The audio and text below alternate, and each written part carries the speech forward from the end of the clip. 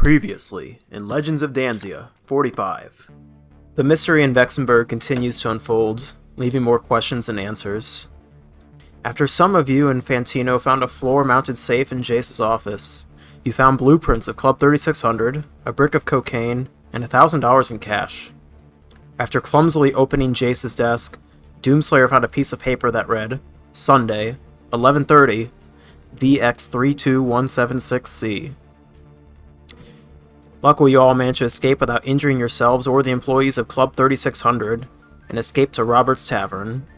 There you met the rest of the Rivers family, including Fantino and Salvexi's father, and another unknown drow elf. After debriefing, you all looked closely at the clues to try to ascertain what was going on. On the blueprints, you noticed a mysterious symbol on top of where Jace's office is located. You weren't quite sure what's going on in the note that you found in Jace's desk. The father of the family asked to reconvene at 9 a.m. the next morning after having a good night's sleep to think about it. However, as you tried to get some rest at the comfort of the La Quinta Inn, you were all rudely awoken by a second earthquake, more powerful and sustained than the first. All seemed well for a moment until the entire hotel was attacked by demonic flaming steeds. The nightmares almost took the lives of Kazdor and Rook. But with the help of Germanthe, the night manager at the La Quinta Inn, you were able to evacuate the hotel without losing any lives. You now find yourself standing outside the hotel as the flames begin to turn into embers, and fire trucks finally roll up onto the scene to put out what's left of the fire. You Can I make a slight edit? Oh, okay. Sorry, can I make a slight edit in that you almost killed Rook and not the nightmares? I don't know what you're talking about. Sounds like you just kind of up and left and forgot him. Almost seems more like a negligent pet owner, if you ask me. Hey, y'all, I don't think we should hang around the burning building, because if the cops show up, we are public enemy number 1 at the moment.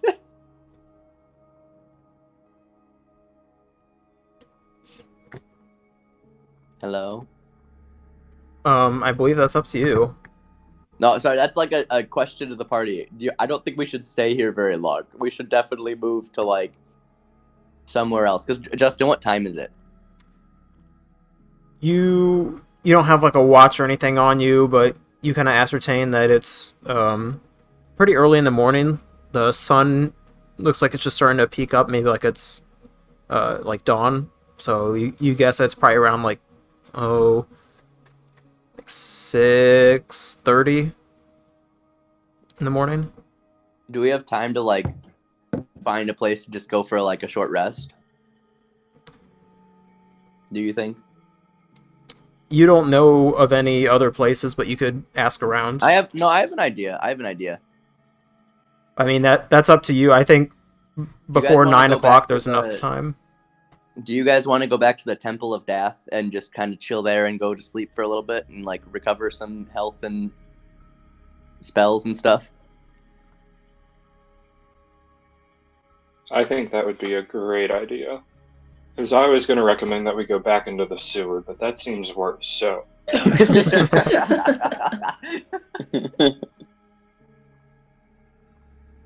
fine with that. Okay, Where am I? Oh, hang on a second. Seaborg's calling me. Oh. Hello? Okay, he just hung up. Oh. I guess we'll figure it out. So sorry, you guys talking about going to the Temple of Eldith? Is that the plan? I think so, because it's, like, super serene and nice, and, like, we can just kind of rest there. And if our dear friend is still alive, maybe he'll join us as well. Yeah, I should go find the elk. Did you have him outside? Because he might have survived the fire then. Yeah, he was outside. He wasn't outside the La Quinta. I think I left him at what was the, like, club called? Club 3600. 3600. Yeah. I'm pretty sure that I left the elk outside of that. Okay. Where am I? You actually... Still in the trunk of the car. Yeah, you're still... No. When you first came to La Quinta Inn, you refused to get a room there, so you were actually sleeping outside when the entire hotel was engulfed in flames. So I Yeah, imagine my box. you've been woken up by all of this noise and commotion, but you didn't have to deal with any of the strife. Oh, you guys look a little roughed up. What I miss? I got a good I sleep. How about you? firebolt his cardboard box so it catches on fire. You do that. His cardboard box catches on fire, and Germanthe kind of walks over to you slowly, and he's like, I don't think we need any more fire today. And he kind of like puts his hand on your arm and tries to kind of lower it. Bold of you assume I care about material goods. I'm just saying we don't need this game more out of hand as it is. And in the background, you see firefighters beginning to hose down the remains of the La Quinta Inn. He's like, I guess I'm out of a job, and you guys are out of a place to sleep, so I guess we'll call it even. Have a nice life. Yeah, well, I can sleep anywhere. You can't work anywhere. I mean, I can get a job somewhere else. It just sucks. Yeah. All right, let's go sleep. Let's go to that temple.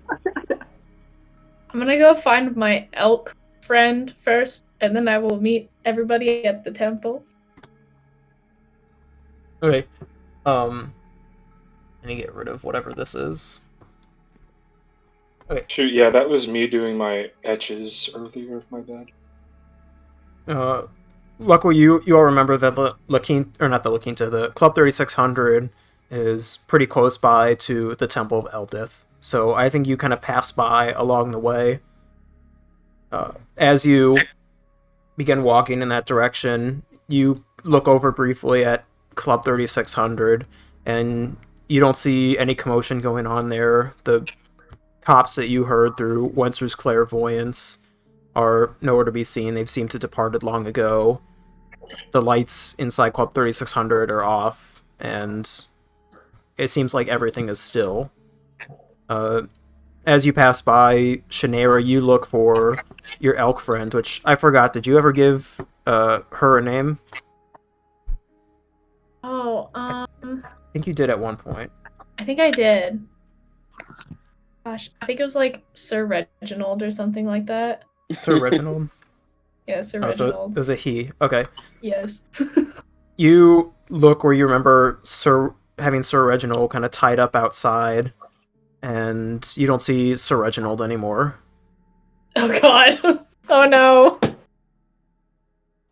You gather that Sir Reginald has probably run away. Dead. Aw. Shit, do I see any other animals around? I mean, maybe a couple Like of any. street rats or something, but Okay, hold on.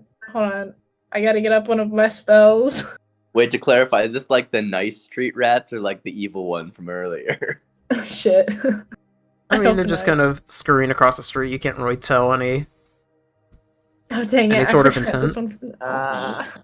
Is Remy anywhere? You do not see Remy anywhere, actually. Could I do a nature check? Or What are you trying to do? I'm trying to think. Investigation. Can I do an investigation check to like see if I can see where Sir Reginald went? Yeah, sure. Do roll an investigation.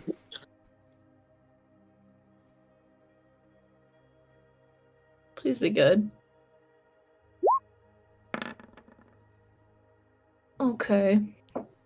You can't pick up much trace of Sir Reginald, but you do see that the leash or rope that you had that tied him up, it's not present anymore, so you imagine that he was able to free himself without much struggle. But you Somebody don't really stole him. have much insight as to where he might have gone. Oh no. I'm gonna be in big trouble. With who?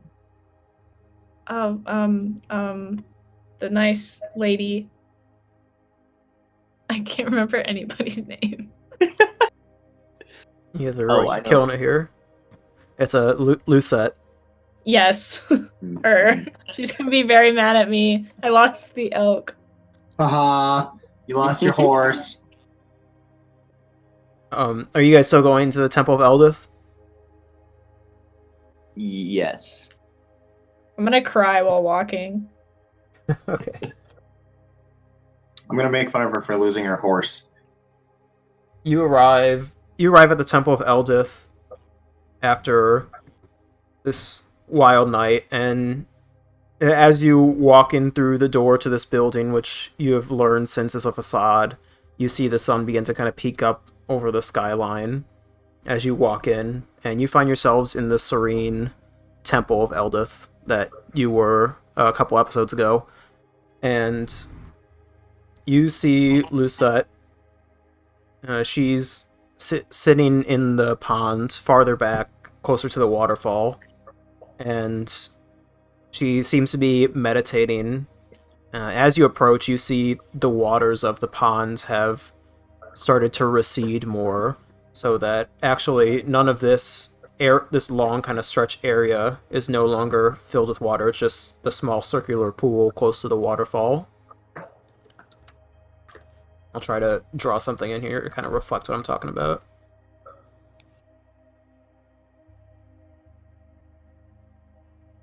Like, that is all now grass. Or, like, dried up, I mean. I step into it. You step into the area where the water once was, and, I mean, nothing happens. It's just like a dry creek bed in there. I lay down and go to sleep. Okay, you lay down and go to sleep, and Lucette still seems focused on meditating in the distance. Can I walk up next to her and see if I can meditate alongside her to see if I can, I don't know how this works in your world, but see if I can like join her in her meditative space and see what she's seeing?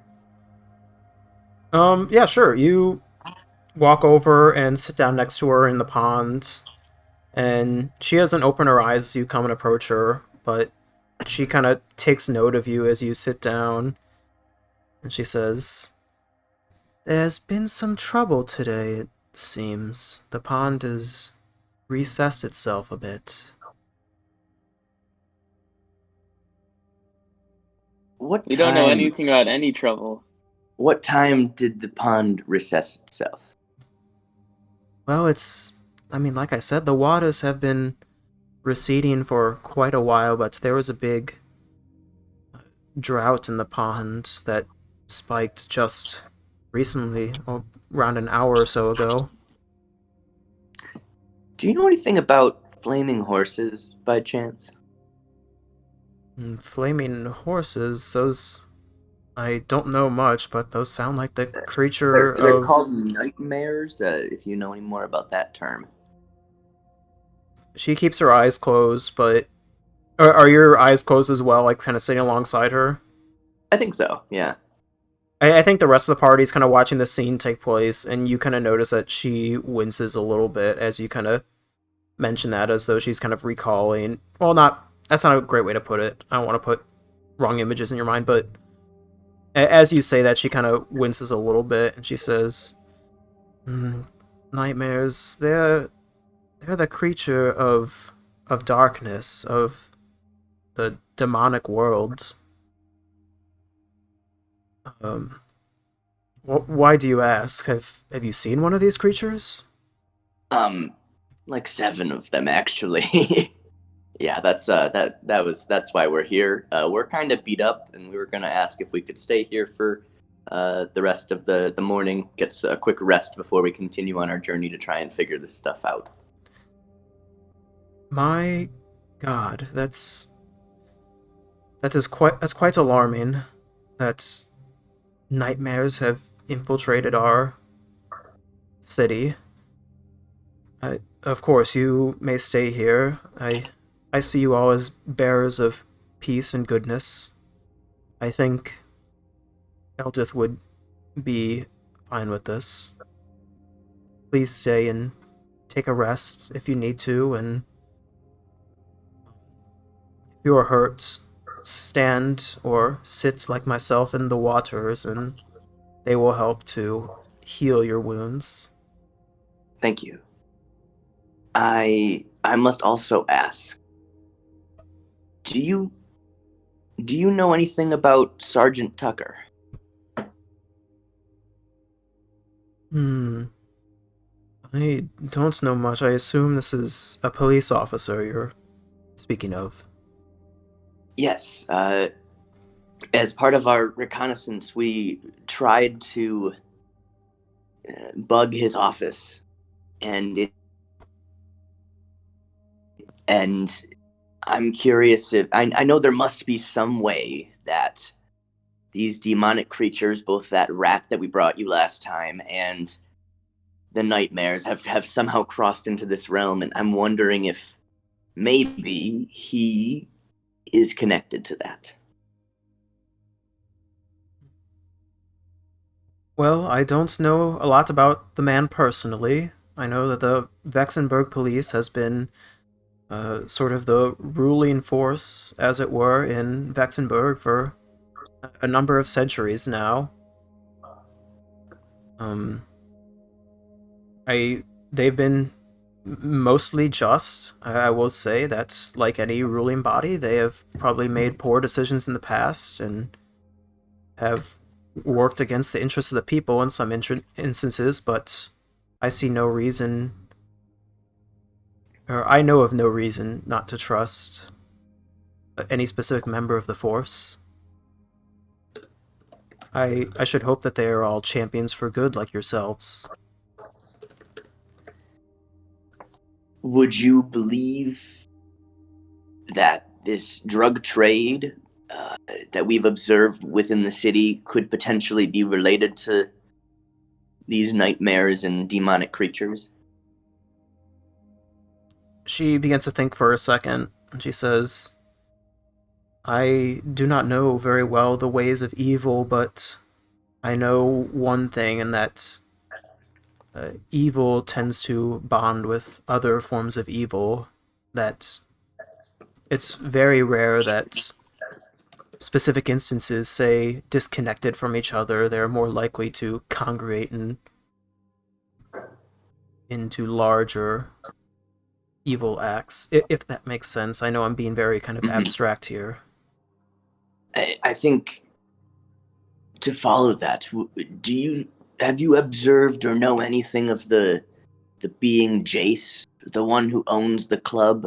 I assume you don't frequent there, but we have reason to believe he might be connected in all of this.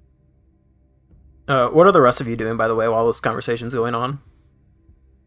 Are you guys just all Sleeping. chilling, taking a nap? As soon as she said something about sitting in the pool, meditating and healing, I started to do that, just kind of listening in on the conversation. As you do that, Spork, you feel the waters begin to kind of rush up your body a little bit, kind of slowly climbing their way over your skin, forming like a thin layer over your body, and you feel as though you're being slowly revitalized as you sit in this pool, and we'll kind of resolve how much healing you all take later. But to answer your question, Wenster, she now opens her eyes and kind of looks at you a little bit more intently, and she says, I'm sorry, I don't know this individual, Jace, specifically. You're right, these days I hardly leave the temple for fear that somebody might try to invade and destroy whatever is left of this beautiful place. But if your suspicions are right that there is some force of evil and that there are mysterious characters lurking about, that it's going to have to be up to you to find whether or not the two are related. Thank you. I don't believe I have any further questions. And I think that I want to say Wenster notices that Spork comes and sits down, even though Spork seems to be trying to be sneaky. So I just turn to Spork and be like, do you have any other questions too? Well, first of all, I wasn't trying to be sneaky. I just was like, fuck it, I need a heal. Second of all, does this mean anything to you? And I'll list out the VX32176C number and see if she recognizes any of that. Nope. No clue. Well, shit. Can I try and meditate on it while in the pond and just think about that as I'm being healed? Sure. How do I want to do this? Make a history check. Ooh, baby. I love my die. I rolled an 18 and I add 8, so 24. Are you sure that's 24? That's No, I'm not. It's 26. 26.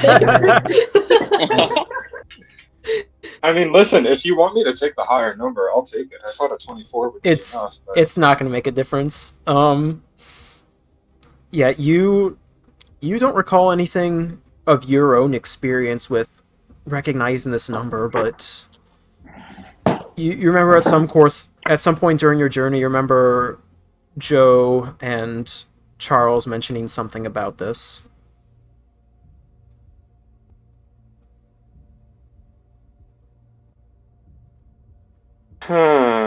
Hey, didn't Joe and Charles, this is out of character, didn't Joe and Charles go on that little mini adventure to the dockyards?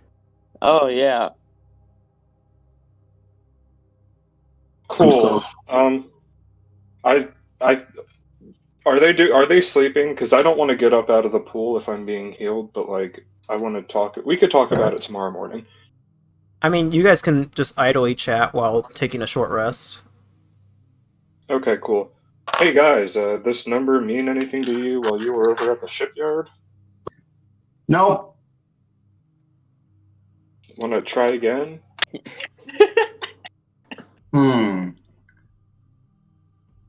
Oh. Might have been like a shipping container, but I mean, they all had like numbers like that on them.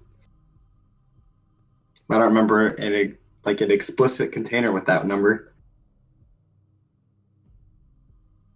I was just looking for rats. I wasn't really paying attention too much to the numbers. Alright, we'll go back. Wait.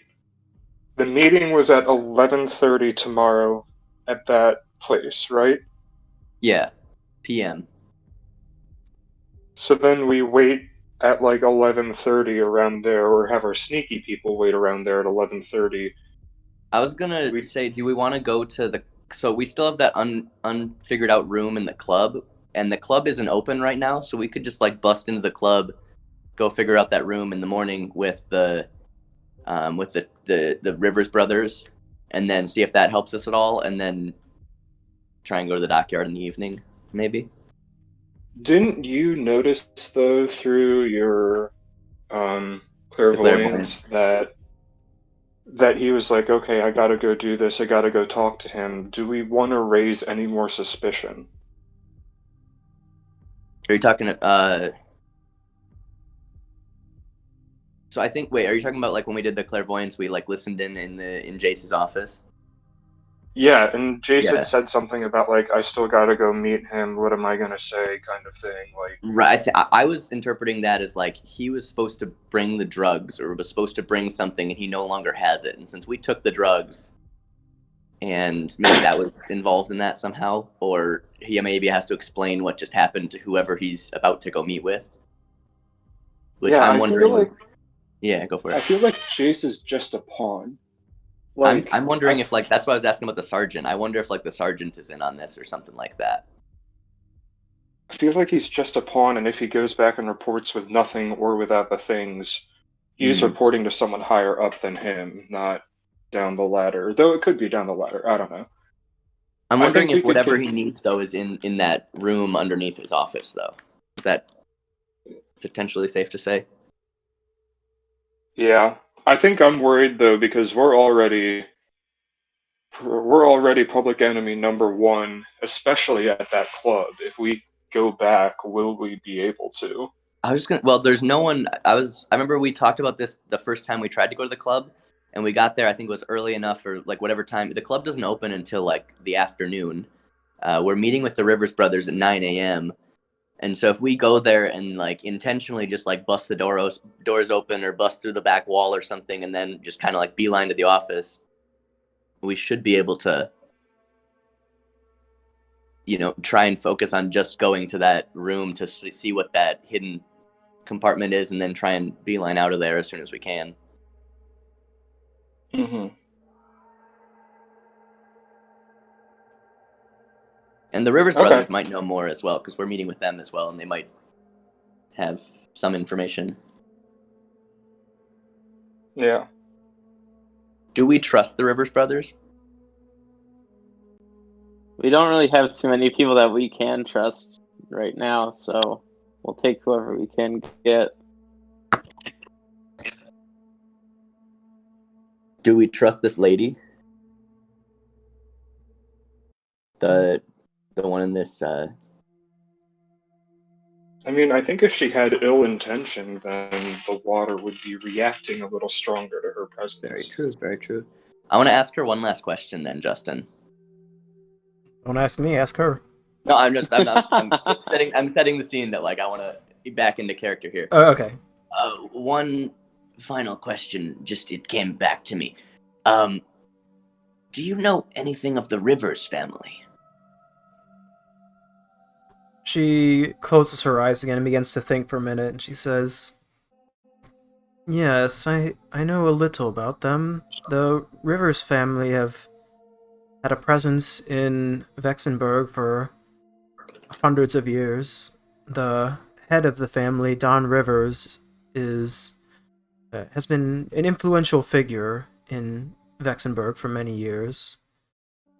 There are those that say that in the past he was involved with organized crime, but I believe his days of that are over, and he tries to run away from his past."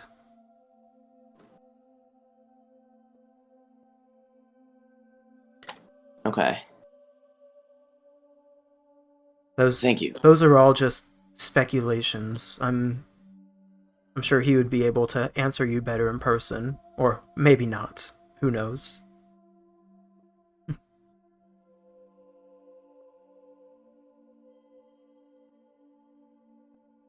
Okay, so we could ask them. Okay, go ahead. What were you saying? Oh, I was going to ask what's the play from here?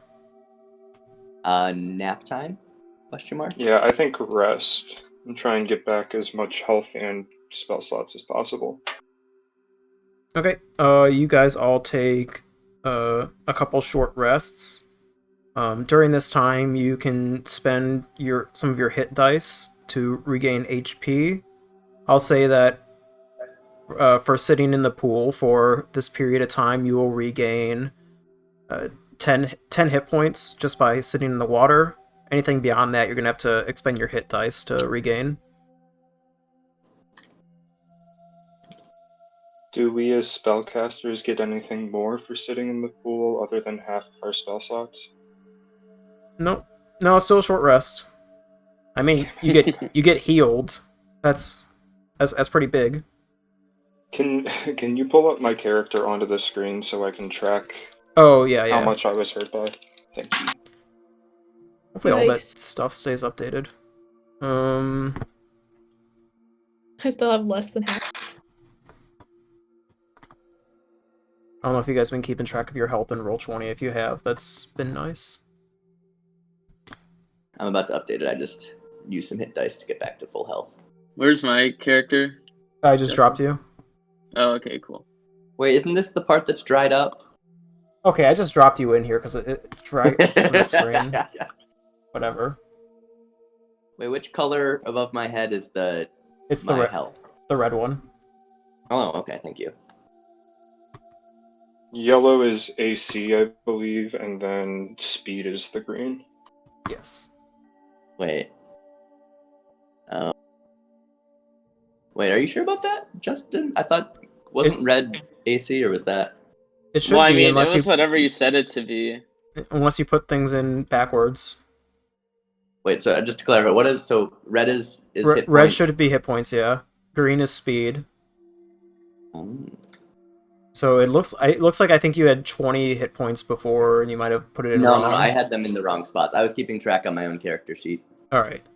and I just used what was it, 3 hit dice to get back up to full health. Okay.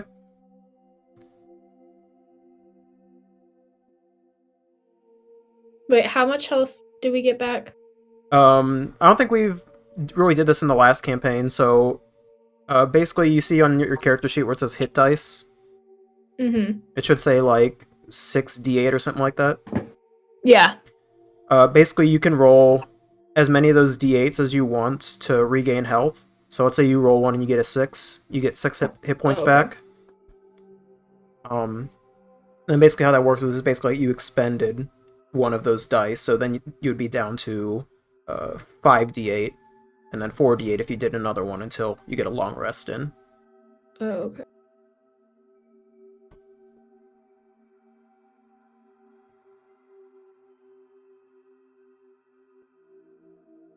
I'd also like to put in a word that hopefully later we get more of a long rest. I know that we have to go meet people at 9:30, but like, your boy needs spells. Mhm. I mean, y'all definitely have a lot of time before whatever this meeting is at 11:30, so I'll leave that to your discretion. I am perfectly fine. I'm ready to go whenever you guys are. Okay, so at this point, you guys have been chilling here at the Temple of Eldith for a few hours now. You kind of gather it's about 8:30 now, and you should probably be heading out towards the tavern to meet up with the Rivers family. You guys ready to go? I'm along for the ride. I kind of missed all this. I'm ready. I am set and I have no memory of the past hour. Don't Okay. stop to fill me in, though. It's Okay. entirely my fault. Fire went boom because of horses, and now we're hurt, but not hurt anymore.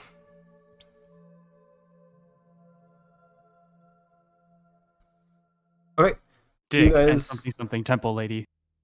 you guys arrive at Robert's Tavern, and there you find a very empty bar. All the miscellaneous patrons that were there last night are nowhere to be found. It appears to be just the Rivers family and the bartender still behind the bar. Can I say canonically, like before we get here, I want to like make sure everyone knows, like, hey, I don't fully trust them. Like, I know we are like on their side, but like at the moment, I don't 100% trust the Rivers either. Well, if they try and pull a fast one, they're not going to make it out alive. I know, So- just like I want to make sure it's like I want to whatever they're telling us. I want to make sure we're not going to get stuck in like a trap kind of thing. Which we might anyways, but Gotcha. yeah. Continue, Justin. Sorry. No worries. You walk into the tavern, and in the very back corner, like how you saw last night, you find these 4 individuals standing, or well, I guess sitting rather, in the corner booth of Robert's Tavern, and they seem to be having a small, kind of quiet discussion about what to do moving forward from here as you all walk up, and they kind of take notice of you as you walk in, but Fantino continues what he was saying as you were walking in, and he says, well, I mean, if you ask me, we gotta do something here. He knows that we raided the club last night, so he's probably gonna be on our ass. So, as far as I see it, it's either him or us, and I'd rather it be us. And the old man, who you learned's name was Don Rivers, Mm-hmm. he puts his hands to his chin and begins to stroke it as he thinks, and he says, I do not like this plan. It seems hasty, and there's no need for more violence than we already have. But Violence? Violence, yes. Sorry, I'm not a musician. No, not violin. Violence. That's good. That's good joke. You got chops, kid. But I'm not sure what is the best approach. Welcome back, you all. Did you have a good night's sleep? No, we did not. I don't know if you heard the sirens last night, but La Quinta is burned down, and we almost with it. So there are dark forces at work here.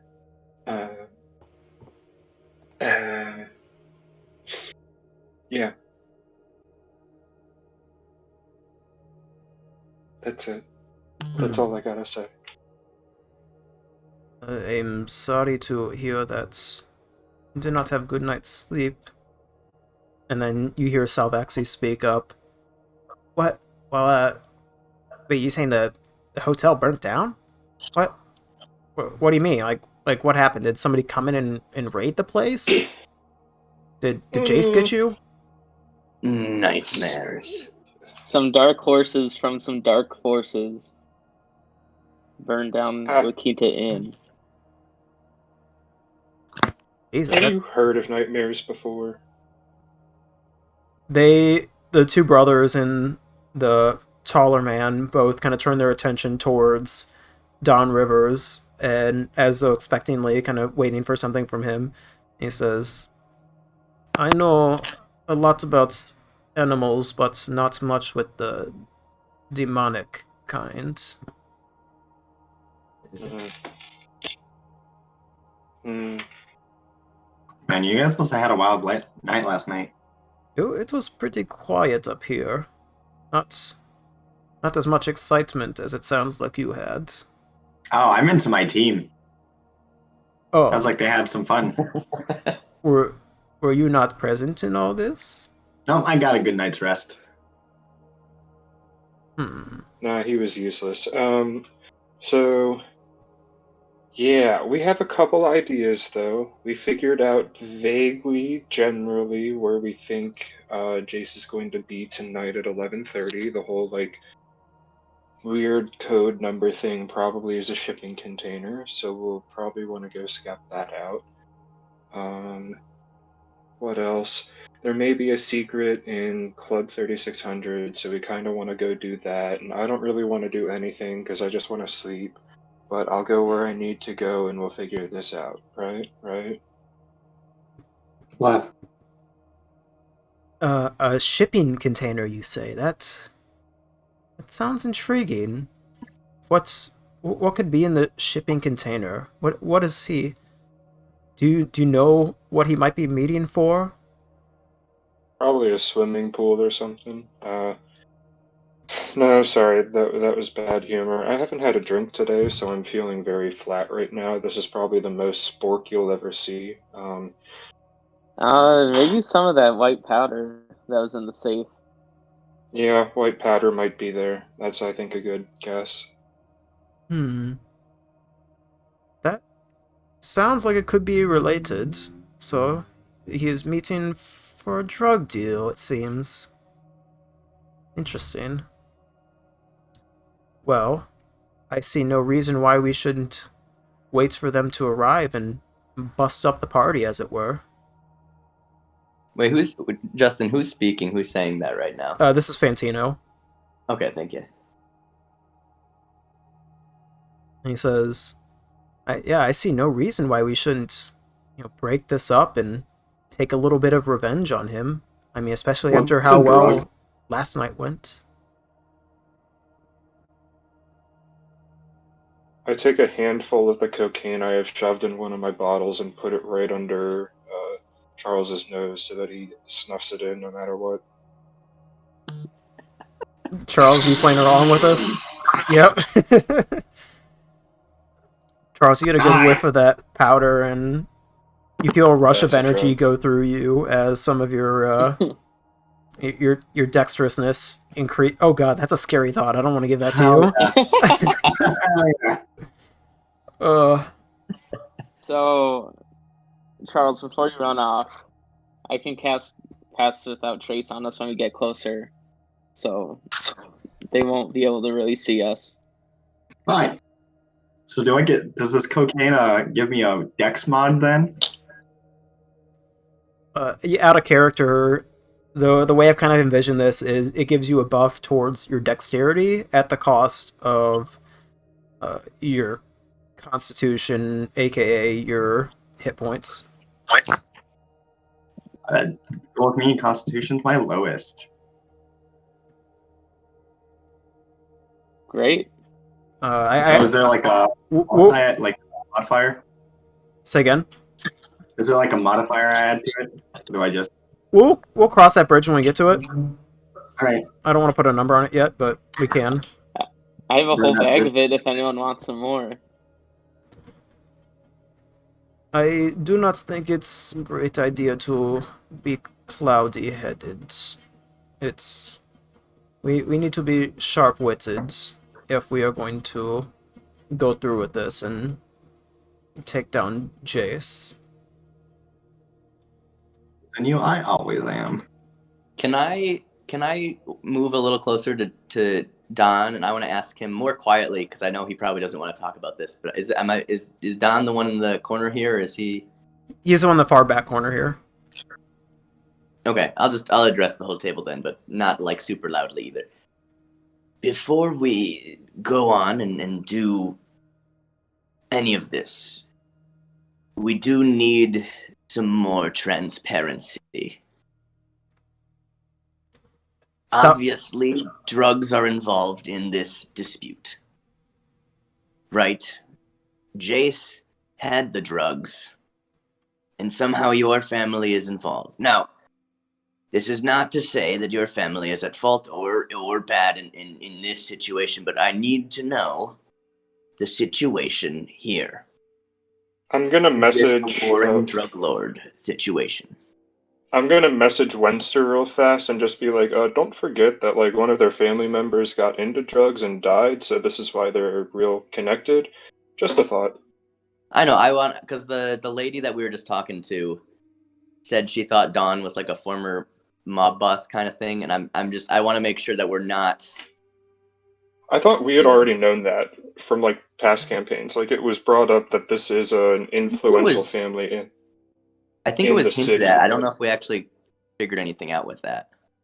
Is that correct or incorrect, Justin?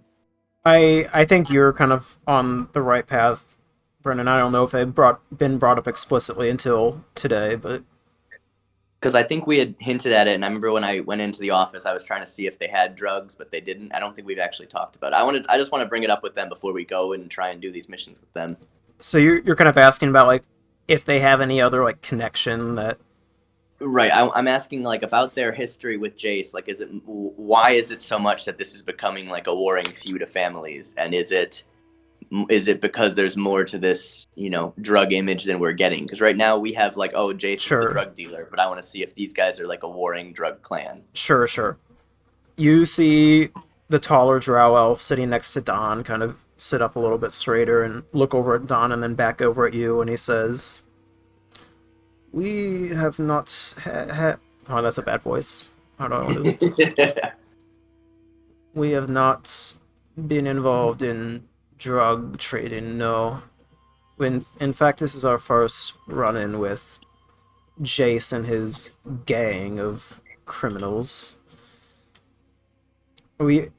I don't see much interest in the whole affair, seeing that our beloved Charlie has gone by the wayside. But I think it is time that we get our just revenge, and I think that's what Mr. Rivers is saying here." I think the saying's just desserts. What was that? I think the saying's just desserts. Sure, we'll go with that. Cool. But to answer your question, no, we don't have any interest in this drug war, as it were. Can I do what was it, like an investigation check or something to just see if he's telling the truth on that? Do an insight check. Okay. I'll roll this on D20 here.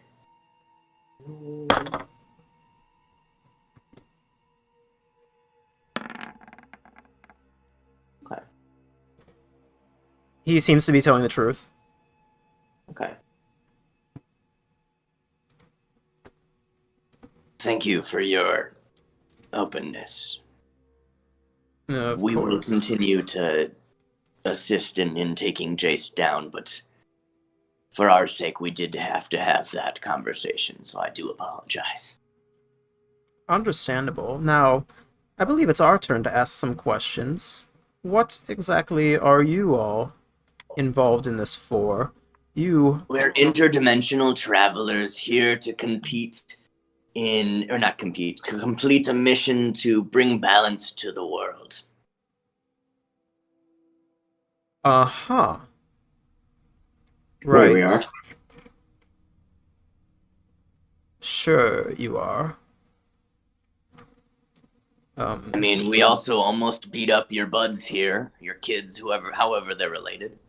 And we didn't, because we don't, at the moment at least, think they're bad, and, we're trying to take down Jason, so... Personally, If you want, you can do an insight check on what I just said, but that's the truth. I check. I don't know what you're talking about, but if it were up to me, and this is still the taller drow elf speaking, he says, I should think that we should want nothing to do with you all that have injured and nearly killed 2 more members of the Rivers family, but Don Granted, here... we did think they were working for Jace, and they did attack us first. Isn't that correct? And I point to the guy that we beat up. Salvexi kind of looks down a little bit shamelessly as you point at him. And he says, nevertheless, I suppose it is in our best interest to take down Jace together if he is the source of the drugs in our city, and I don't know about this nightmare stuff that you mentioned, but maybe he's involved with that too. Don, I think it's time we ought to go. And Don pulls out his watch and checks and he says, oh, yes, we should be making our way down to the morgue to visit Charlie. But I'm right here. No, Charlie. My nephew. I'm not your nephew. I know, son. No. I'm gonna cast Mage Hand and just like cover Charles's mouth for a couple minutes here. We will be departing, but we will leave the rest of the details to you and Fantino and Salvexi to determine the best course of action. And as he begins to get up, he puts his hand on Fantino's shoulder and he says, son, I trust your judgment in this. Do not let me down. And Fantino gives him a little nod as he lets Don and the other drow elf out of the booth, and they begin to make their way towards the exit.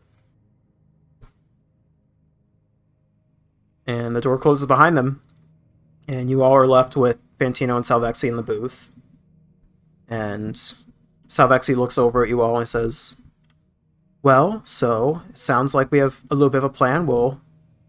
Let's say at 11 o'clock, we'll kind of set up shop at the loading docks and wait for Jace to arrive and get the jump on him then, unless you all have a better idea. So out of character here, do we want to bring them along in our raid of Club 3600 or no? Yes. I think we should just go for it. Bring her with us. You said it when we came in. Jace is likely looking for you. And we do have a plan prior to the potential meetup this evening. We would like to raid Club 3600 and identify a secret room on this map. And then I point to whoever has the map and hope that they would show it, or on a map. And if you would like to join us, I think that would help, and we'd be able to protect you and also try and find Jace together, as we've established is our joint purpose at the moment. While this does not seem like a great idea, they say criminals often return to the scene of the crime, and I have to imagine that Jace would be expecting us in some way. If nothing else, he's probably working to tighten up his security. Yes, but what if we just fucking busted through the back wall? There's no security for that. I suppose you're right, but I'm hesitant. I would much rather just take him down tonight and get us to show us whatever he's hiding later on. Kick ass now, ask questions later, sort of deal. So I'll let you in on a little secret here. You know how we told Donnie that this was a pretty sure thing, that we're going to the port tonight?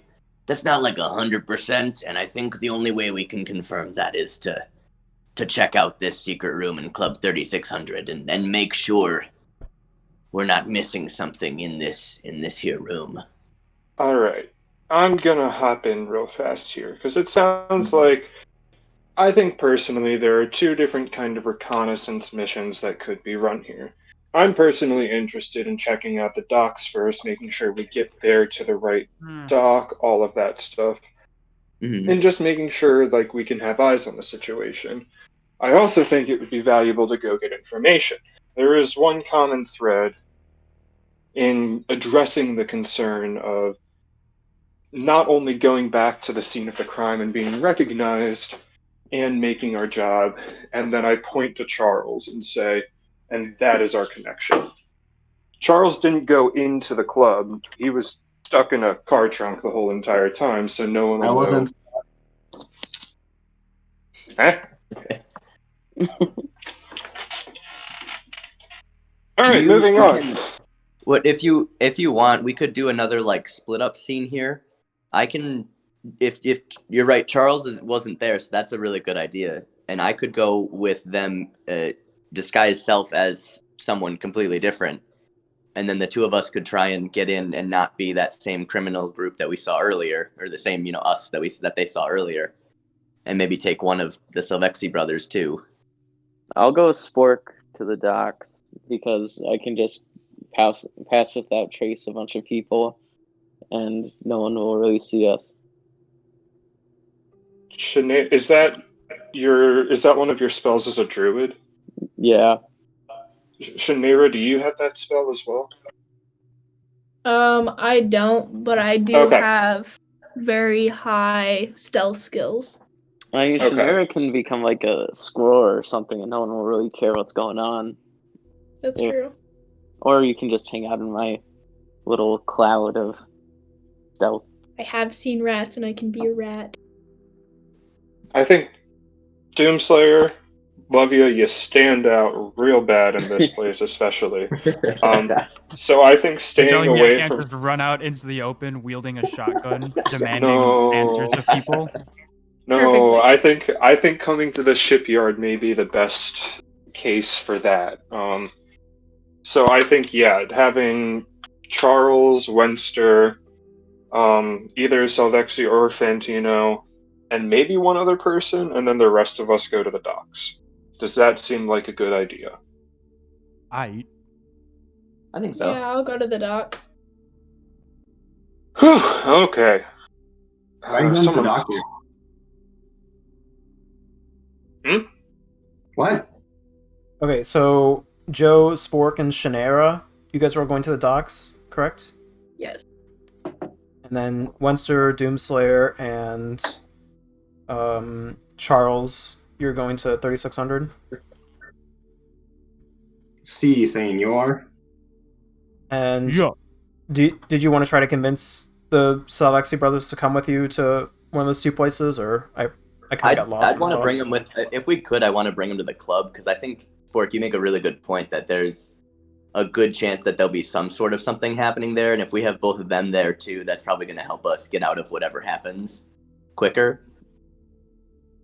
Or if you want to split them 1-1, I'm good either way. If you want to take both of them, take them. It's only going to increase your chances of being recognized because now you'll be traveling with 3 because they were people at both the there. scene. Were Three they were people at both the there scene when we instead of fought them, 2. right? Okay. Yeah. Okay, good point as well. I I'm think good. from your Good with conversation, you gather that they are both very hesitant to go back to Club 3600, but I think they'd be willing to help you out by scoping out the docks. But you can try to convince them if you want. No, I think I'm fine with them going to the docks, and that builds trust that we're not trying to force them to go back to the club as well. I'm fine with. I think that yes, Work makes some really solid points there. Only thing that you'll have to be careful of now is making sure that Doomslayer is stealthy. You got this, bud? Wait, hold up. Let me pull up my character sheet. Take Yeah, some I'm trying to see if Red there's Bull. anything I can do to help with them too. Stealth is my middle name. Actually, it's just. Do I even have a last name? Charles. It's Charles, just Charles. Yeah. That's it. I will Charles have you J. know my Charles. stealth is +3. Okay. Oh, Not okay. too shabby. Cocking your shotgun make change that? Is it audible enough? Alright, let's make some runs, meet back here whenever we're done, and then rest until 11. And we can get in position. Fantino and Salvexi both seem on board with this plan.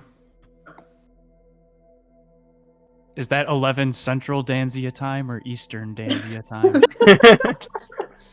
Just look at the Mountain clock. Danzia. Just look at the clock in the middle of town, and we'll be fine.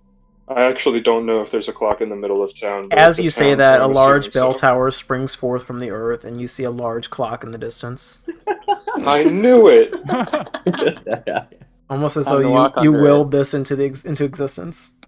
Hell Justin, I'm yeah. gonna need that added to the map. Finally. So I can canonically know where this clock is. Yeah, we'll address that later. You guys all split up. Let's go with the dock party first. Where's the docks? So, what time is it when we get there? Let's say it was 9 a.m. when you guys met, and it's pretty close by. I'll say it's about 9:30, 9:45-ish. Okay. Sick. These guys aren't there anymore. Let's drop some characters in here.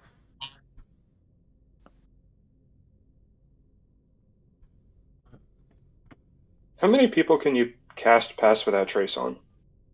Well, it's just like it's pretty much like an aura around me.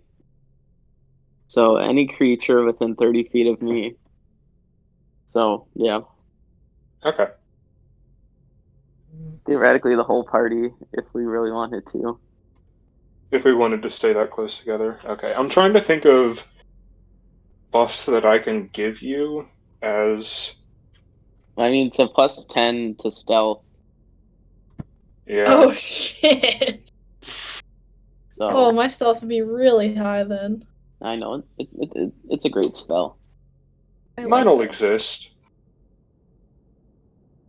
I already have +5 stealth, so Just don't roll a natural one, I guess. yeah, no pressure. Okay. You all arrive at the North Shore loading docks. Joe, you were here already, and you have a little bit of familiarity with the place. Spork, Shannara, and you assume Fantino and Salvexi, it's the first time that you all have ever been here.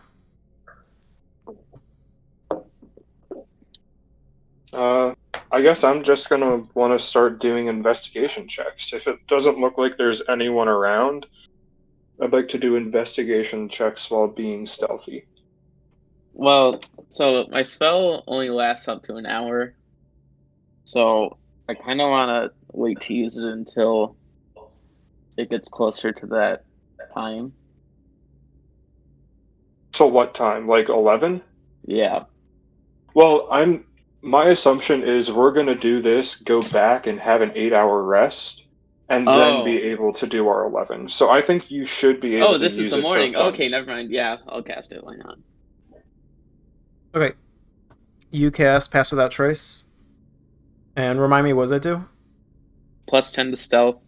On Can't everybody that's there? beat everyone 30 feet close to me. Can't be tracked except for magical means.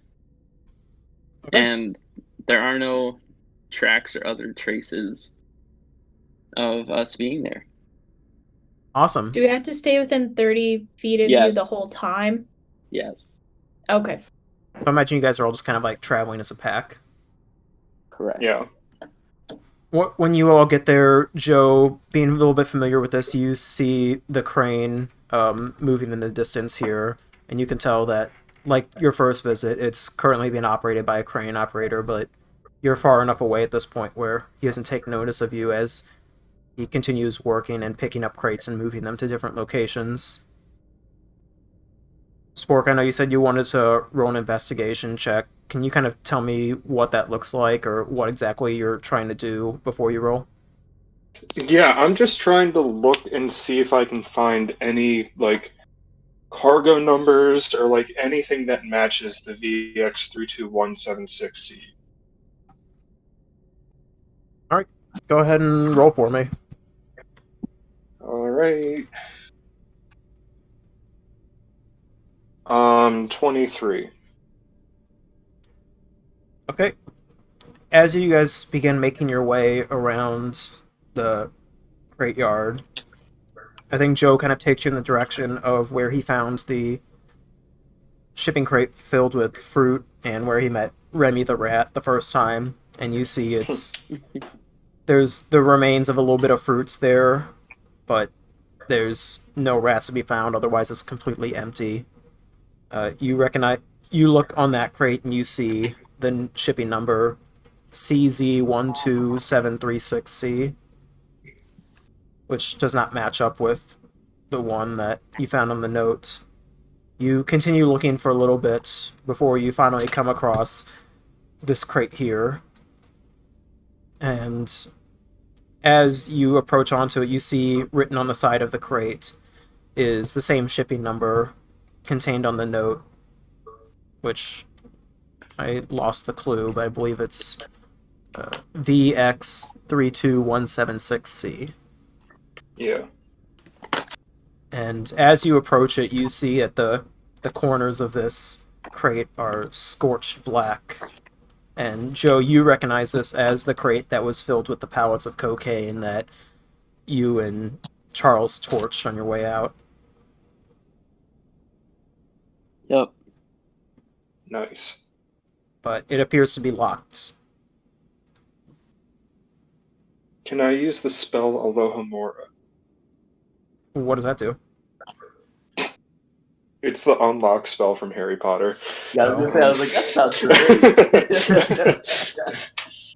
Thought I could get away with it. I'll say I don't recognize that one. I know a few, but Yeah, no, it's a super cool spell that they added in the most recent update. You should go check it out. okay. That'd be dope though to add Harry Potter spells into this game. Sorry, side note.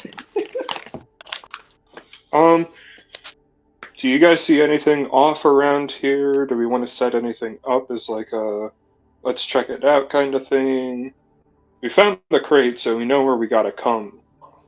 Well, I guess I should say, Joe, do you kind of relay the information to Fantino and Salvex and all of them that there was cocaine inside there, but it's been burnt? Yeah, like, oh shit, Yeah, there was sure. a fire. Oh, okay, cool. That's not good.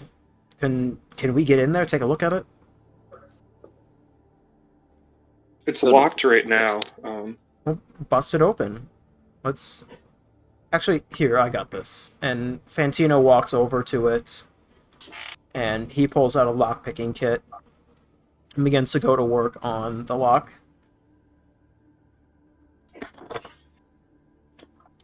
And after a couple minutes, And I think with the help of your Pass Without Trace, I'm not going to make you roll for this just because you have it. You're able to avoid the detection of the crane operator.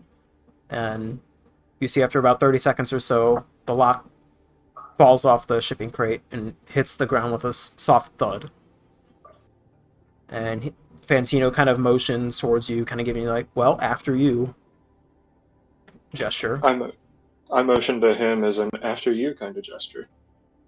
He rolls his eyes and places his hand on the handle and pulls it upwards to open the shipping crate. And sure enough, inside you see the burned remains of what used to be pallets of cocaine. And Salvexi says, holy shit, well, they're gonna be pretty pissed when they find out about this. Do you know do you think Jace knows about this? You guys did this, right? This happened yesterday, Joe? A couple days ago. I don't really remember. Well, I think we all split up before going to Club 3600 yesterday. Oh yeah, then it was yesterday. Yeah, it was yesterday in game, sorry. So Interdimensional jet lag, you know. yeah, I get it. Sometimes, yeah.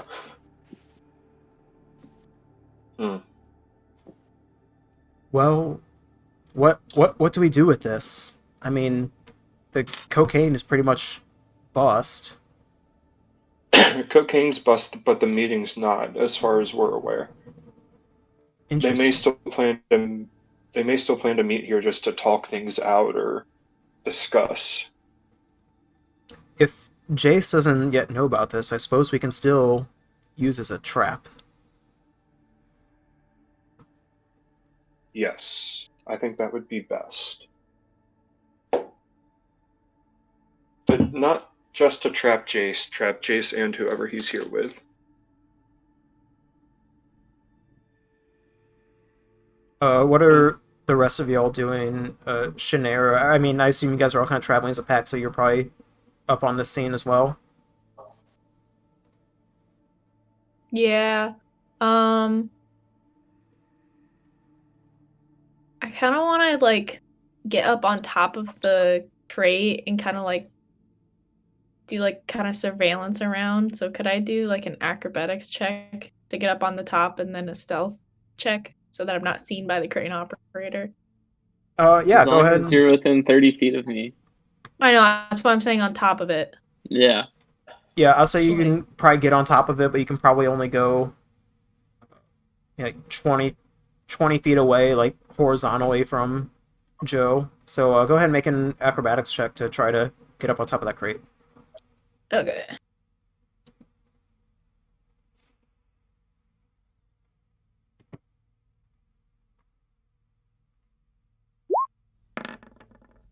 Damn it. You try to climb on top of the crate, but as you do, you fall off the side of it backwards and land against the side of one of the other steel shipping crates with a loud thud. Oh. And you see the crane stop moving in the distance. Shit. Oh no. Guys, we gotta go. No, we're stealthy. It's okay. What's a civilian casualty? Well, what do you do now? Are you Suppose I gonna could do- try again? I'll give Shannara the help action. Okay. Yeah, I'll try again. What's the help action do? It just gives you advantage, so I'm basically giving you a little leg up. Okay. Emphasis on the little. Yeah, you put your hands together for her to kind of step on your foot, or step on your hands to kind of help her up. Go ahead and roll Should I again. roll for advantage then? Yeah, with advantage. Okay. Oh. Yeah, that's good. Cool. You, with the help of Spork, you manage to shimmy your way on top of this crate and kind of get a little bit of an overview of the rest of the scene. From on top of this crate, you can see a decent amount of the shipyard, You're kind of obscured from the view of the crane operator for the moment by these 30-foot tall crates to the side of you. So that's good for the time being. You still kind of get that you would be easily visible from anybody walking around on, like the main level, the main drag here. So it's probably wouldn't be a great place for, I guess, waiting to get the drop on these guys later on tonight. But it's kind of a good, like, stepping stone place to get up to somewhere higher. Okay. I'm not gonna make you roll a stealth check right now just because you're obscured by these crates, so I think you're fine. Okay. Alright. Then I'm gonna hop back down. And I'm gonna kind of, or at least, well, no, because I don't want to shout from the top. I'm gonna hop back down and kind of like tell the group, be like, all right, so what we could do is we could get up on top of this crate and then go to the higher ones and act like a perch for when they get here tonight. That doesn't sound like a bad idea. I'm on board with that.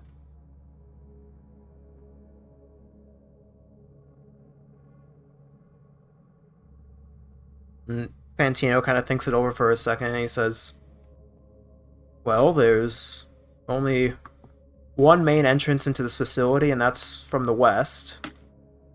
So, as long as we stay out of sight of anybody that would, come driving in here, I definitely don't think that we should be staying on top of just these one stack of crates.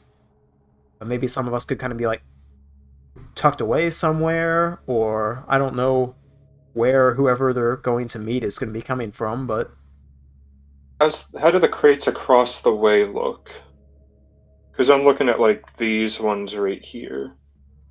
Those have a little Seeing bit... if they could... Oh, sorry. I'm just going to say, see if they could give a good vantage point down inside. You'll have to climb up from the shorter one and work your way up. Yeah. Yeah, you see it kind of makes a little bit of like a natural staircase where you have to do a couple of climbs to get up to the top, but you kind of gather you might be able to have a good vantage point from up there.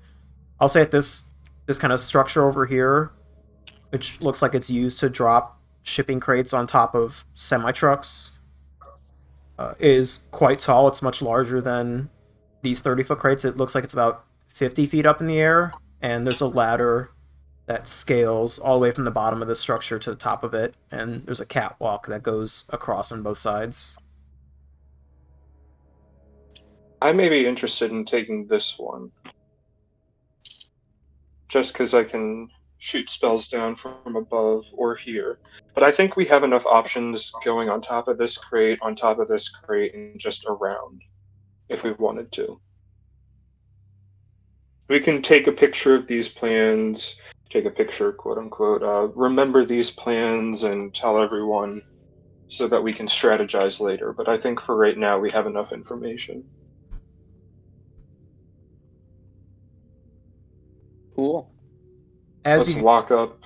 As you guys are discussing this, Joseph, make a perception check for me.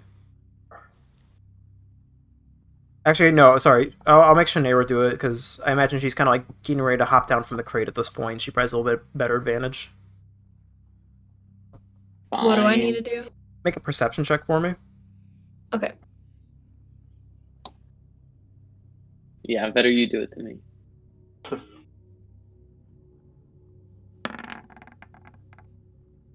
Yeah. Much better that she does it than you. Shanaira, as you're about ready to get down from the crate, you see in distance a very tiny figure kind of scampering in your direction, and it's bounding directly for Joseph, but he doesn't see it. It looks like a rat. Oh. Okay. Because I see this thing coming. Oh gosh. Do it. I don't know how to. I'm trying not to like alert the guy up on the crane. Trying to think.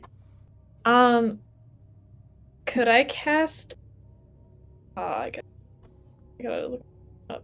I'm thinking I might cast Fog Cloud and then jump down and tell Joe that there's a rat coming for him. I mean, you still have Hella Stealth from Joe's spell. Yeah, that's true. If I jump down, could I be there before the rat gets there? Probably. Yeah, you could probably Okay. just like hop over Yeah, Joe. you're a lot closer. Okay, then I'm gonna hop down in front of Joe, and then I'm gonna like quickly like whip behind me and tell him that there's something coming at him. Okay. Make another acrobatics check to just do this little maneuver.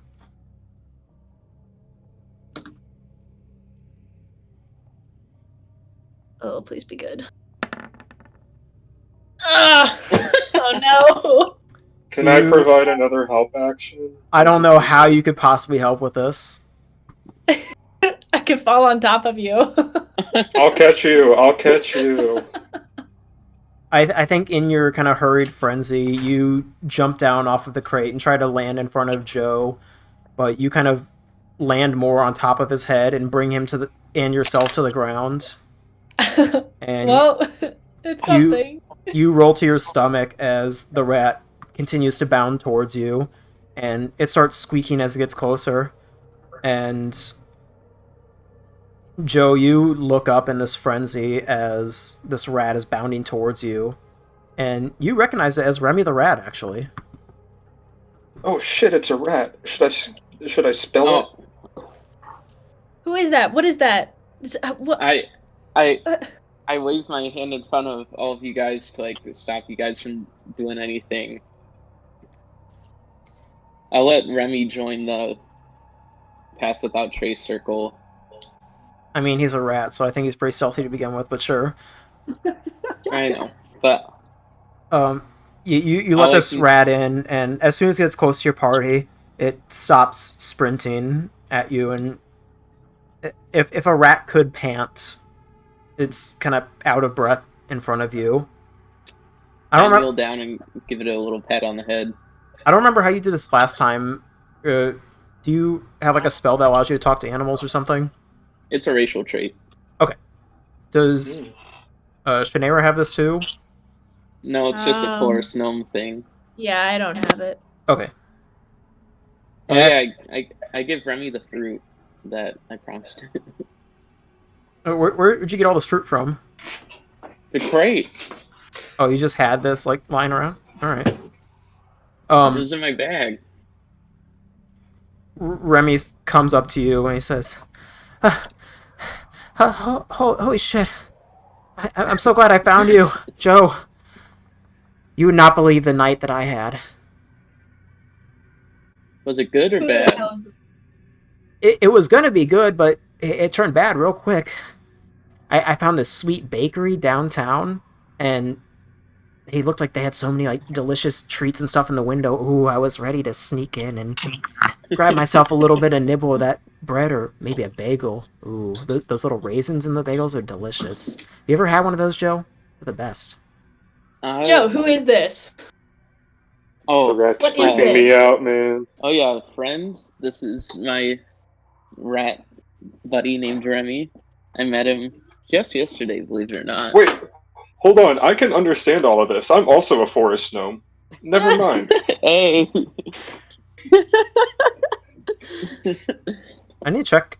No, the other two are drow elves, so they have no clue what's going on. We're just gonna look at you like you're insane. Holy Talking shit! to this rat. Hold on. You said you were going to a bakery?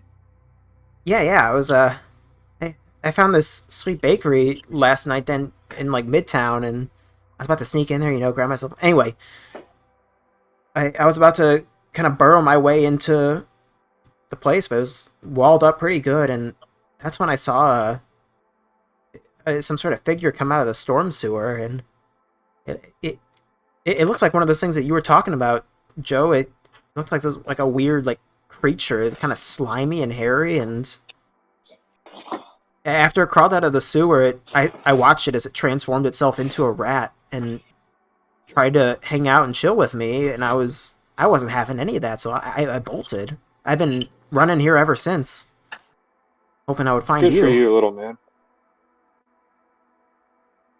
Oh, Good Hey, for you, one of little you guys man. want to translate? Yeah, so You go for it. You go for it. Remy found one of the slimy dudes, but I told him how scary they were, so he just ran away.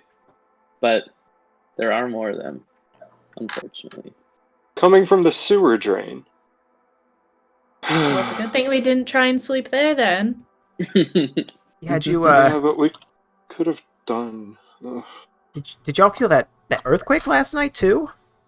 Mm-hmm. That was Yeah. it shook me a little bit. I thought it was like an alarm or something at the bakery, but no, apparently I guess just a normal earthquake. Just a normal earthquake, huh? You guys don't happen to have any like bread or any of that bagel on you, do you? Because I was really hoping I could get some of that. I have some fruit. I do like fruit. It's no bagel, but I'll take it. Okay. Man, this little rat's kind of greedy. I mean, hey, rat's gotta make a living for himself, you know? Yeah, fair enough, fair enough. I respect the hustle. Respect the grind. You're not too bad, little rat. Hey, thanks. You too, shortstop. Hey, that's rich. That's rich. Hey, so we're gonna meet up with our friends and like do this one thing, but if you wanted to tag along with us and show us where the slimy rats are again, I might get you a bagel. I mean, it was just the one, but I can go show you kind of the area where I saw him. I can't guarantee he's gonna still be there, though. It seemed like he had some intelligence to him. He might have, bolted too. Yeah. Well, I mean, I guess it can't hurt to check out. All right. Show us where to go, Remy. Okay. And he begins to lead you out of the loading docks. And I think Fantino and Salvexi are not really having this. And he'll be like, yeah, you guys follow this rat. We'll meet you back at the bar. And let us know when you're ready to do this raid thing. Alright, sounds good. Hey, if we need to, like, rest up a little bit, could we swing by your place and just rest up a little bit? Yeah, sure, whatever. Nice. Yeah, I wasn't thinking of fighting them before we had our rendezvous tonight, but just to have a place to start. Yeah. Okay. You guys follow Remy out into the distance, and as you guys all kind of leave the shipyard, we, the audience, kind of watch as a man in a bright orange vest come running towards the crate from... I assume you guys locked up the crate, right? Yeah. Like, I don't think I had to ask that, but he comes running from the direction of where the crane was, and we see as he kind of, like, looks like for wherever this noise came from, and he looks left and he looks right, and he can't find anything. He kneels down to the ground, though, and picks up the remnants of a little bit of apple that Joe gave to Remy, and looks at it inquisitively. And then the scene changes. We are now watching, everybody else, Wenster, Doomslayer, and Charles, as they make their way over to Club 3600. And let me kind of reset the scene here a little bit. I'm assuming, are we starting outside? Yeah, you guys are starting outside. Okay, cool. I was just double checking on that. Just delete some of this. What's this place like? It's got lots of lights and dancing and drugs, so it seems like the perfect place for you. I'm surprised you weren't Nice. part of the scene, actually. I was sleeping in a car. Oh, I'm aware. Okay. You guys have just left Robert's Tavern and have made your way over to Club 3600, which it's quite a ways across town. It's kind of wild that you guys haven't found like a ride there, so I guess you just kind of walked your way over. But it is now closer to, let's say 10:30ish by the time you guys make it there. What time did you say the club opens? It opens. I believe I said Because I wanna say, 7:30 is what it says on the door. Okay, yeah. I was gonna say I'm pretty sure it's late, so it's definitely closed. Yeah, Right. you Yeah. come up to Club 3600 as you were just kind of in this neighborhood a couple hours ago when you were at the temple, and you see that the lights are still off inside, and you kind of come up to the main door to the place and kind of shake the handle, but realize it's locked. Can I do just like a quick perception check? Like, is there anyone around? I know Spork brought up a good point. Like, there's a chance that there's like maybe a cop presence or something. So even before getting up to the door, I want to just like see do I see anybody observing this building or trying to look for us potentially? Make a perception check. Okay. What is my perception score?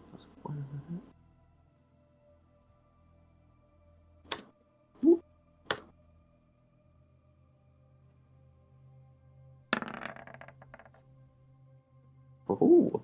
Very nice. You look around outside Club 3600, and you don't see anybody that is kind of looking on the scene as sort of like an undercover cop or anything. You get the idea that the coast is somewhat clear.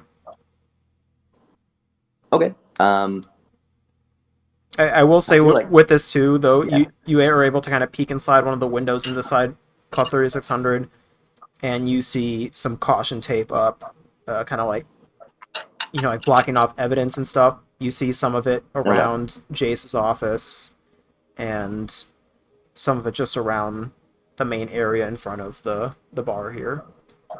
Okay, so I want to turn to Doomslayer and... Wait, who's the other one that's with us here? Oh, and Charles. And I want to kind of relay that information, but then also say, like, I see two options. We could go in guns a-blazing, but then if there's any sort of trouble on the other side, we're kind of screwed. Or do we want to kind of pretend to be like investigative units here to help and maybe sneak into the office that way? Or do you have any other ideas as well? Doomslayer cocks his shotgun and says nothing. Doomslayer, we cannot go barging in. Because what I'm thinking, and I'll just say this out of character. I'm thinking like, because both of you guys have pretty strong stealth scores. I do not, and I'm wondering if I should pretend to be Sergeant Tucker, and so if there is any cops or anything inside, I can just be like, I'm here to investigate the scene, and if they question anything, I just be like, I'm the sergeant, I do what I want, kind of thing, and that maybe help my stealth stuff, and then maybe you guys are able to be more stealthy than I am because your scores are better than mine. The other option is like busting through a wall on one of the sides of the building and trying to sneak in that way. Oh, I You can can bust bust through it. walls. Alright, well, never mind. What are your thoughts? What do you guys want to do? Bustin' makes me feel good. I'll do whatever sounds best. Either way, I'm still gonna have no idea where I'm at. Justin, when I saw through the window, I didn't see anybody inside, right? From what you could tell, you didn't see anybody inside, no. Okay. And you said the door is locked in the Yes. front here? The front door is locked. If I remember right, there's like an alley above this map, right? Behind that wall there. Like above the bar kind of area, there's like an outside alleyway. I mean, this building is not not necessarily behind the bar, but kind of along the bottom edge and along the left edge is kind of exposed to 45th Street and an alleyway. I can go back to the map real quick to show you what I mean. You see number 7 down there? Oh, okay. So yeah, so above into the. Okay, I got you. Charles, Is I there a? can't Is believe there a? I- Go for it. Go for it. Oh, okay. Charles, I can't believe I'm entertaining this. But do you know if this building has rooftop access? I don't think I ever got it. I finally got it along the side. How tall is this building? Because No, I have something that no, might help. quick, us. quick, I didn't check her door. I don't quick, yeah, remember. quick retcon. You did make it up to the roof, but Yeah, that's when you saw the Rivers brothers pull up in their car, and you immediately went to go check that out. yeah. Yeah, I didn't see if there was a door. I just immediately yeet.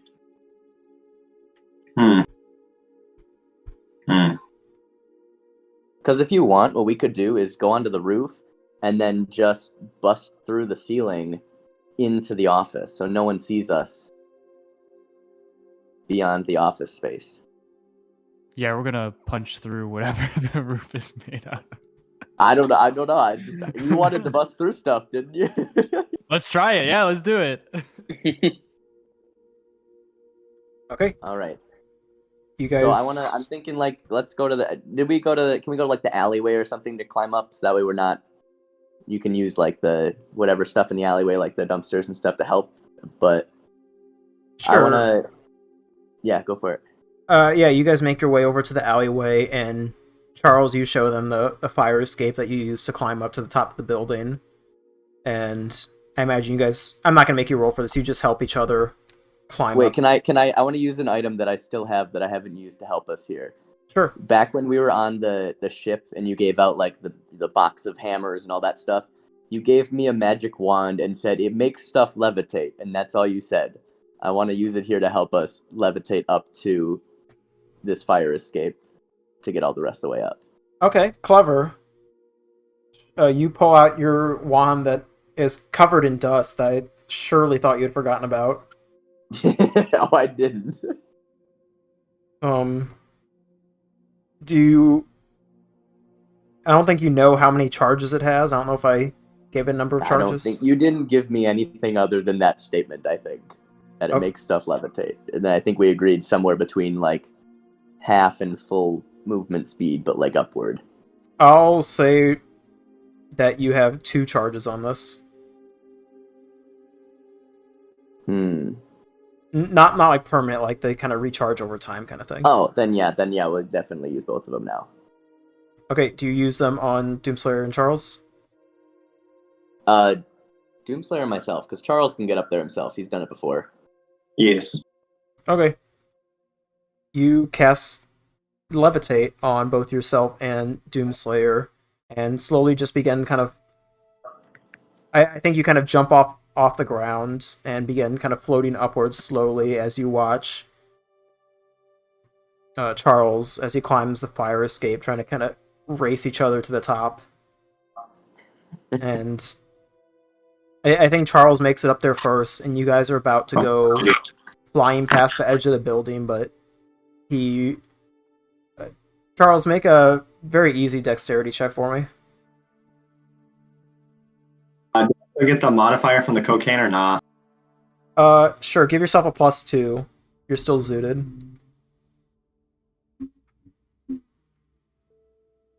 Nice. If that was any other skill besides dexterity, that would have been awful. You race up to the top of the building, and you see them kind of levitating, but unable to stop themselves from moving. And you reach out your hand over the edge of the roof, and you're able to grab onto them and kind of pull them in and bring them over to the rooftop. Prevent them from just flying out into space. At this point, you guys are just kind of levitating above the roof. You know, without any motion, you can kind of push off the ground a little bit, but you know, once you're away from a surface, you can't really control yourself. Okay. Neat. Actually, wait, Han. If you are the target, you can move up or down as part of your move. Otherwise, you can use your action to move the target. Okay, I think this is more so Wenster, you kind of control where you and Doomslayer move with your mind. Okay, I'm gonna have me and Doomslayer like moonwalk bounce across the roof of the building. Then. Sure. Doomslayer is not as good a dancer as you think he is. You guys make your way across the rooftop. You do not see any sort of door access to Club 3600 below. And can we go to like that corner above the office? And then I just want to turn to Doomslayer and be like, "Now's your time. Blow shit up." Wait. Justin, can I use my one charge to make like a portal arrow? So we can like shift through the wall, the ceiling, roof. I won't let you have that, but if you want to have like an explosive arrow and just like blow a hole in the ceiling, I'm down for that. Nah, I'll save that. Yeah, no, I'm not just gonna let you create portals out of thin air. That's some wild shit. Dang.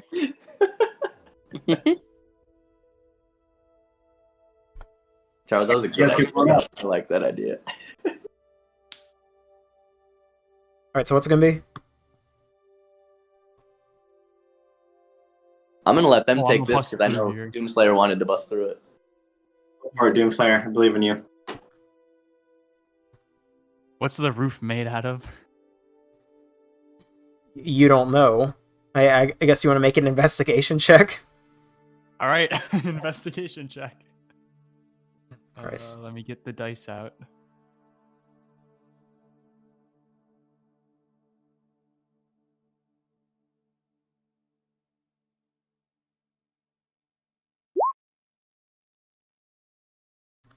You are not quite sure what the roof is made out of, but in kind of inspecting it, it appears to be a hard, sort of like combination of metal and like not shingles, but just like a rubberized kind of roof tack material, but mostly metal. Are they laid out like shingles? Like, could we try to peel them? No, it's more so kind of like a smooth covering. So is it I have like a a hammer. dirt floor? Say again. I have a hammer. Do you want me to use a hammer? Oh yeah, go. Sure, yeah. Just whip that thing as hard as you can. Cool. Yeah, I use my hammer. Make a hammer attack. Alright, I use proficiency, correct? Yeah. Sure, you're proficient in hammers, but this is gonna be a strength-based attack. Well, oh, ha ha ha. Good thing, as a monk, I can use dex in place of strength for attacks. Alright, you dexterously whip out this hammer. Great! You smack the roof really hard and nothing happens and you feel defeated. Oh, gave it my best. Doom, do you If want this to give thing it is a like- shot? If this thing is like rubberized, do you think I could shred it I mean, it's worth a with shot. like a blast? I'm Would gonna it- aim my. Oh, go for it. No, I was gonna say so if he was saying it's like a metal-y kind of strike, what if I froze it with like a ray of frost right before you attack it to give you like hopefully like advantage on whatever attack you're trying to go for, like weaken the structure? Is that a fair way to help, Justin? You're not sure, but you can try it out and see. Hell yeah! Yeah, I'm gonna cast ray You of freeze frost. it, I'll blast it. Okay, Wenster, you cast Ray of Frost on the roof of this structure, and you see a small or a thin layer of ice begin to form over the rubberized surface as Doomslayer readies his shotgun. All right, I'm gonna fire it off.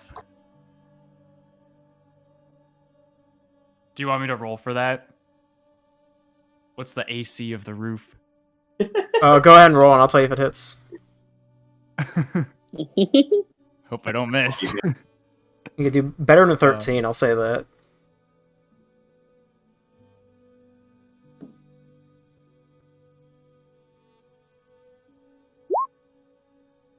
Wow, just good enough. Oh. Actually, here, roll with advantage. Since you have Wenster's help. Okay. As the ice covers the roof and you ready your shotgun, you send a blast, and the BBs from your shotgun are able to pierce through both the metal and the kind of rubberized coating on top as a small section of the roof shatters above Jace's office, and you see debris fall into the office. And a small little hole forms. It's about 4 feet in diameter, just big enough for one at a time for you to slip through. I can't believe that fucking worked. I can't either. I'm so happy. I don't think I hesitate. I think I'm standing right there next to it with the ice thing. I want to jump in. Okay. You hop in first. Does everybody else follow you? Yeah. Yeah. You all find His yourself. desk moved back. You all find yourself in Jace's office, and to your surprise, Doomslayer, you see Jace's desk is now back up in his office. It looks like it's been kind of hastily duct taped back together. In fact, you look over I at... peeled the duct tape off. You what? I peeled the duct tape. You peel the duct tape off, and it begins to fall apart a little bit. Nice. Hey, Justin, can I immediately go to the door and make sure it's locked? You go over to the door into Jace's office, and you realize it's locked as you turn the handle, and you see a deadbolt that keeps the door locked. Okay. Does the door swing in or out? I don't know. Fuck, it swings out, I guess. Dang. Okay. Alright, so I guess we can... You look over at Doomslayer. It's still you. You look over at where the hole in the window was, and you see it's been kind of X'd across with caution tape. As shards of glass still kind of litter the ground on the main floor underneath Jace's office. You see the safe is still there underneath where the sofa was, and it's wide open still. You see there's nothing inside there anymore. You see they've tried to kind of preserve some of the crime scene. Can I go do a perception check? Just kind of peek my head through the window, the caution tape window, see if there's anyone in the club that we should be aware of. Sure, roll perception. While he's doing that, what's everybody else doing? I mean, I still have no idea really what I missed. I'm just gonna hear. I'm just gonna do what they tell me. Okay. Yes.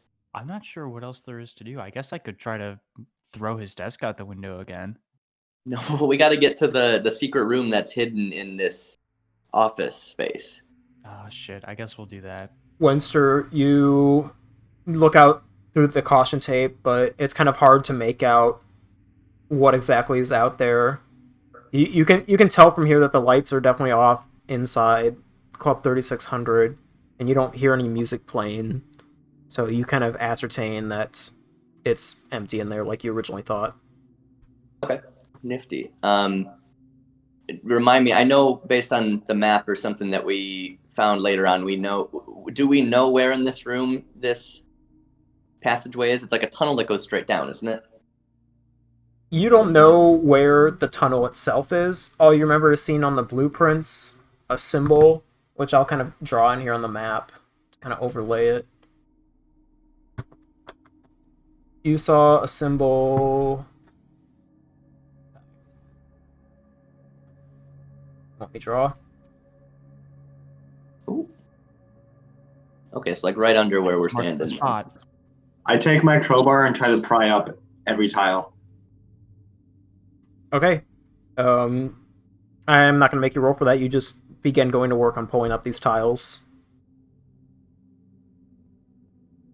This is going to take you a little while to kind of dig up these tiles.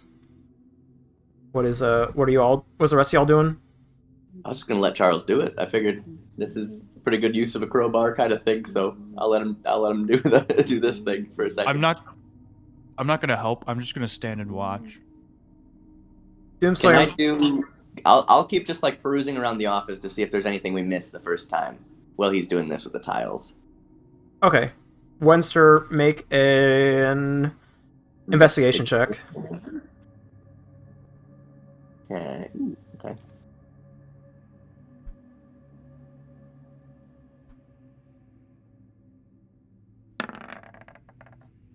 Hell yeah. Nat 20. Plus 7, 27. Doesn't matter, nat 20. Once you're kind of watching this scene take place, as you kind of scope out the room again to see if there's anything you missed, you look at Jace's desk in a little bit more detail, and you recall last time Doomslayer mentioning something about a post-it note that was on his desk saying that Carlo needed to restock the inventory or something to that effect. You look on Jace's desk, and indeed you do see post-it note there, but it has a slightly different message written on it this time. In fact, I think if I recall, Doomslayer, you might have even crumpled up the post-it note after you found it. But you see a different note written on Jace's desk this time, and it appears to kind of mimic what it said before, but it says, "Get Carlo to run accounting on this month's profits."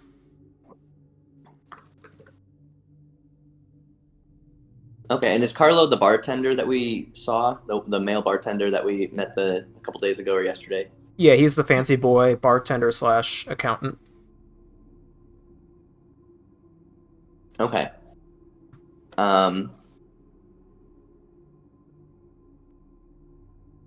I think, like, canonically, I, like, go over to Doomslayer. I remember he has that note, and I want to ask, like, can I have that note and just, like, compare the two to kind of, like, see what I can learn. And what did you say Doomslayer's note said from the first time? It was that... I don't think... Refilling the liquor. I don't think he still has it. Right, I think he left it behind, but it was something to the effect of Carlo to check inventory of liquor. Okay, so I'm interpreting that as like Carlo maybe knows more than he let on the other day. And is that all that I discover in this room? I'll say with a nat 20, you get that this note is here, but you kind of gather that there's something else about this, that this seems very odd for Jace to write right after a break into Club 3600, that maybe there's something more to this note that you don't quite understand yet, or that you haven't ascertained. Okay. Cool. I will then go over to the safe. Well, Charles is still breaking the tiles here. I'm gonna just try 3600 on the safe to see if that works. I mean, the safe is still unlocked from last time. No, we didn't unlock it, I thought. You guys broke it open and you found the cocaine and $1,000 in the blueprints. Right, I thought Spork said he didn't actually figure the code out, though. I just want to see if that code works. Oh, yeah, sure. You walk over to the safe and you punch in 3600, but it doesn't. It just blinks red. Oh, damn, okay, never mind. Meanwhile, with Charles, you've hoisted up a few tiles, and underneath the tiles you see a sturdy steel structure that does not look like it could be broken in like how you broke into the roof. It seems... I would like to use a thermite arrow to burn it open. I'll give you flaming arrow. But is that going to be hot enough to melt metal? Probably not. Probably just never mind. Like you flame tipped your arrow. I guess, is there a way to open it first?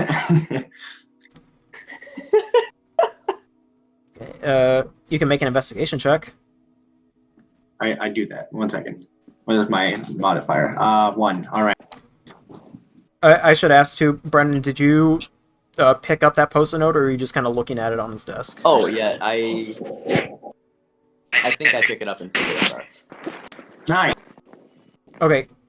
I would say all this is kind of happening in sequence, or kind of all at once.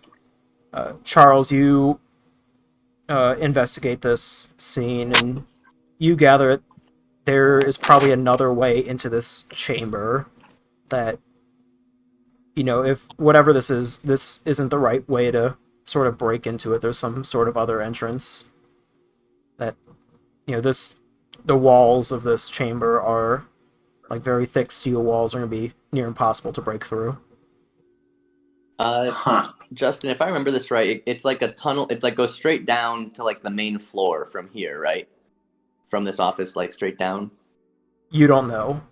From the blueprints, you just know that it was kind of overlain on top of where Jace's office is. As you pick up the post-it note, you... how do I want to do this?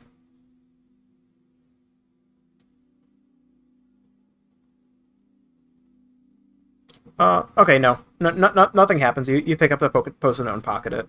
Sorry for the delay. Wait, can I just read that post-it note out loud? Maybe it's like a voice-triggered opening thing.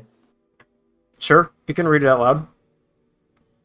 You read it out loud again, and... Get Carlo to run accounting on this month's profits. Nothing happens. Damn it. Okay, and I didn't see any, like... Wait, go ahead. What if we read the label of the shipping container? Oh. Do we remember that? Oh, I have it written down somewhere. I thought I did too. Give me 1 second. Oh, I'll just say out loud, VX32176C. Sunday, 11:30 p.m. Don't be late. You say that and nothing happens. Damn it. Damn. I smack it with the crowbar. You smack the surface of this chamber with your crowbar, and a small little dent forms, but nothing significant at all. Seems like soft metal. Maybe if we just keep smacking it, it'll open. Wait, so Justin, did we investigate, like, what, is it just like a hatch? Is it like, is there a code thing on it? Like, do we know what it looks like yet, or should we investigate am I able to investigate this to learn more about what this looks like, or do we already know everything we need to know about? No, I think Charles, with his investigation, this does not seem like the entrance to whatever this chamber is. It seems like more so like a fortified wall, or ceiling, I guess. Do you guys want to try and... This is out of character. Do you want to try and come down to, like, here and bust in from, like, the side? Sure, yeah. Yeah! Doomslayer grabs the desk, throws it out the window, making a clearing for us to jump down instead of taking the stairs. I'm going to go unlock the door before we leave this office so we can still escape this way if we need to. Okay. I follow Doomslayer. Doomslayer, you grab the desk and throw it out the window and create a second desk-sized hole in the window next to the first one. And some of the caution tape falls to the floor as you do this. Wenster, you go to unlock the door, and as you do, you hear a small bell ringing in the office. It sounds like this. Ding, ding, ding, ding, ding, ding, ding, ding, ding, ding, ding.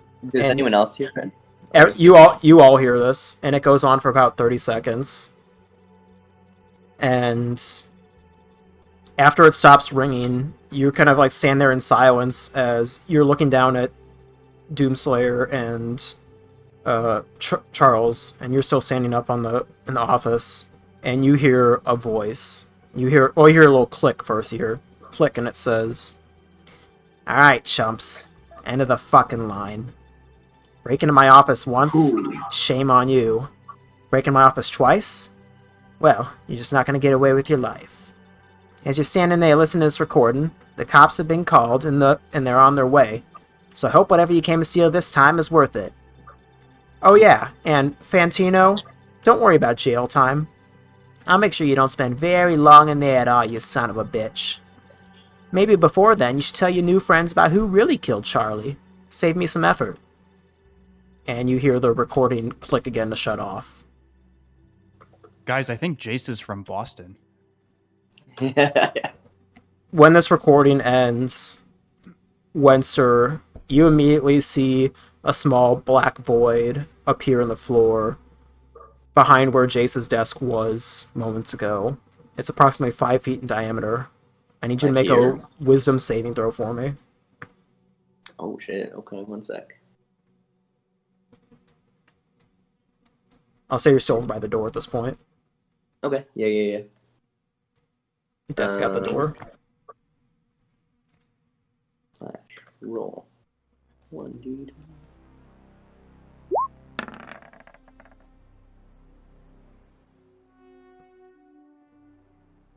Give me 1 second, so I'm gonna draw this in for.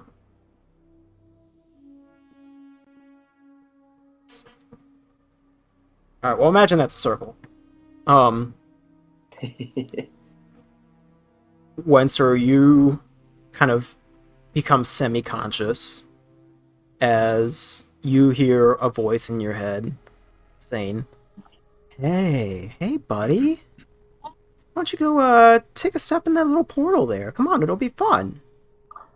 And you are kind of unable to control your own movement as you begin walking slowly towards the portal in the ground, as it seems like it's inviting you into it.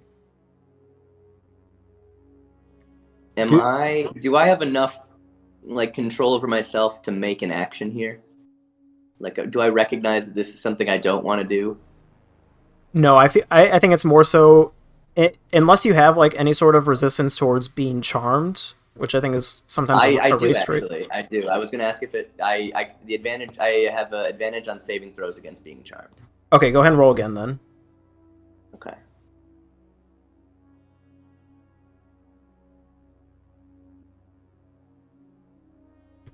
Work better. Hell yeah. You feel yourself begin to be pulled towards this void, but you quickly kind of snap out of it as you realize what's happened, and you kind of stop yourself just about 5 feet away from where the void is. But you're able to prevent yourself from getting pulled into it. I'm changing the music real quick. Spicy music time. As this is occurring, Charles and Doomslayer, you see a number of sprinklers pop out of the ceiling and begin to sprinkle down a black mist over the entire dance floor and all the carpeted area of the main floor. And you see it a black mist. Okay. And it slowly begins to accumulate around you. Kind of as though it's like a fire sprinkler, but of this nasty black mist. It does not like hurt you as it falls on your skin, but you imagine whatever this is not good. Gotta go. What do you do? Where's the... Can we tell if it's happening in the office too, or is it just outside? It's just outside. I think, Wenster, you can kind of see this happening too as this black mist begins to fall on the ground. Is there black mist in the office as well, or no? No, I just said that.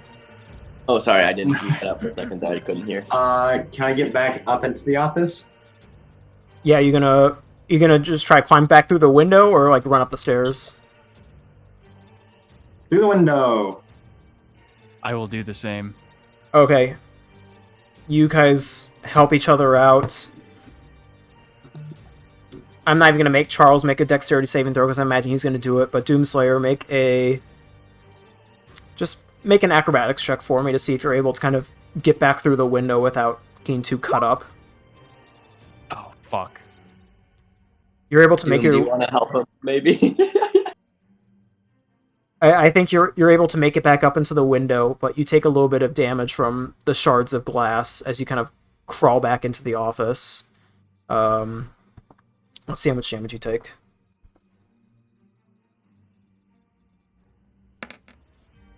You take 6 points of piercing damage. Ouch. Damn. Now that both of you have made it back into the office, both of you make wisdom saving throws for me. Alright, 1 second. Dang.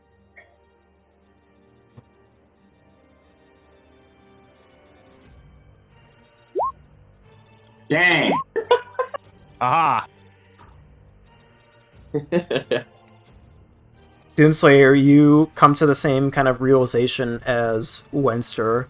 You begin to feel a voice talking to you, inviting you into this void, but you're able to kind of break yourself free of it. And I guess I should ask again, do either of you have resistance towards being charmed as part of your character? I don't think so. I think it's a race trait. I am human. Probably not. Charles, do you? I'm checking. I do. I do have Fey ancestry, so I have advantage. Okay, go ahead and roll again. This will be very beneficial for you.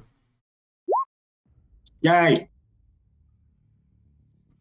Even with your Fey ancestry, Charles, you feel yourself compelled to walk into this portal as an inviting voice says to you, "Hey, come on, don't listen to your friends. Just hop into this portal for a little bit, and everything's gonna be fine."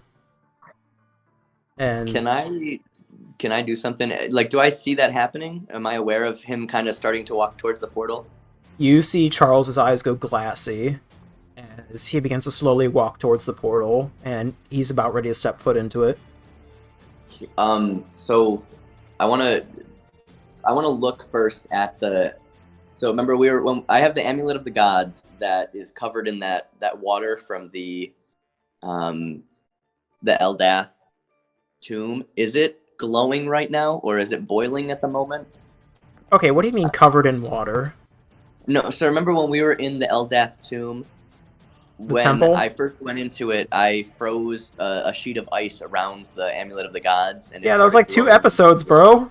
You don't have everlasting ice around your drip isn't that good. I made that because like I wanted it to be like a warning sign for like, hey, this is like the demons that are here, kind of thing. No, all I'm asking is like, has something happened to it? Has something? Is it? Do I still have it? Because I was under the impression I still had it. I think that ice is melted long ago. Even if it's magic ice. Yes. Oh. Still ice. Okay. There might be other things you can do with the amulet, just given its intrinsic abilities. Oh no, trust me, I was going to right now, but so I want to move. Basically, I wanted to see if this was like if this was like the demon thing, but I'm kind of just assuming that at this point.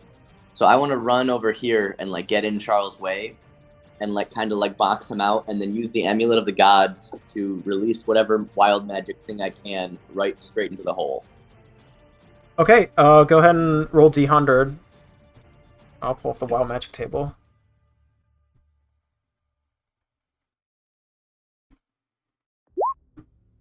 We got a 79.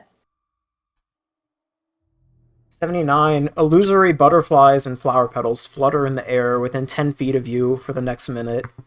You touch your amulets, and a number of butterflies kind of spring forth from it as you're kind of like pushing Charles back away from this portal. He's still making his way towards it, and you see a number of these butterflies begin to flutter their way into the void and disappear out of existence, while some of them continue to float around the room.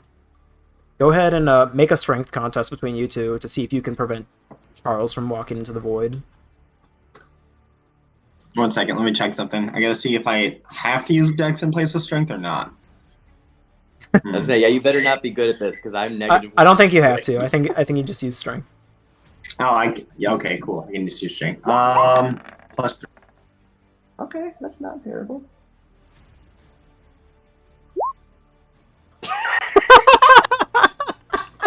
Dang. Dang. Oh my god. I imagine I just floor him. Yeah, you truck him, and in fact, you almost send him flying into the portal. I think you kind of knock Wenster past it. Like right here. Alright, okay. And Charles, you continue to walk towards the portal. Neat. Doomslayer, do you do anything to try to prevent this? I'm gonna walk up. I'm gonna try to grab them both in each arm and just drag them out. Well, What? get him because I'm not being sucked in. I was just Okay. thrown across by accident. I'm just gonna grab Charles then. Okay. Let's. I'm trying to think what would be the best in-game mechanic. I guess like restrain. I think that's like grapple. Yeah. Whatever I gotta do to just like pull him away and Yeah, like. I would say hold probably him. the same thing. Make a strength contest and Charles roll again as well. Okay. Is that D20 plus strength? Yep. All right. You got a All of chance. my modifiers are 3. Hey!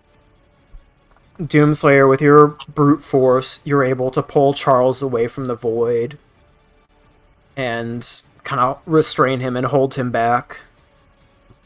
As this is going on, Wenster, as you kind of right yourself, you look up out the windows and you see the black mist begin to cover the floor, and you see it forms like a layer of this black inky slime that's about an inch thick at this point on the main floor. Can I if I observe that Charles is like safe-ish at the moment, can I run around the portal to the window and just see if I can do like an Arcana check on this stuff to see if I know what it is? On the inky mess? Yeah, like with the stuff falling in the main room. Is Arcana check the right thing to do? That's what I'm Investigation? thinking. It's the same modifier for me, so if that does, I mean, it's for both of those. If you're kind of in between either. Yeah, say it'd probably be investigation. I don't know if these have any like intrinsic magic properties. Okay.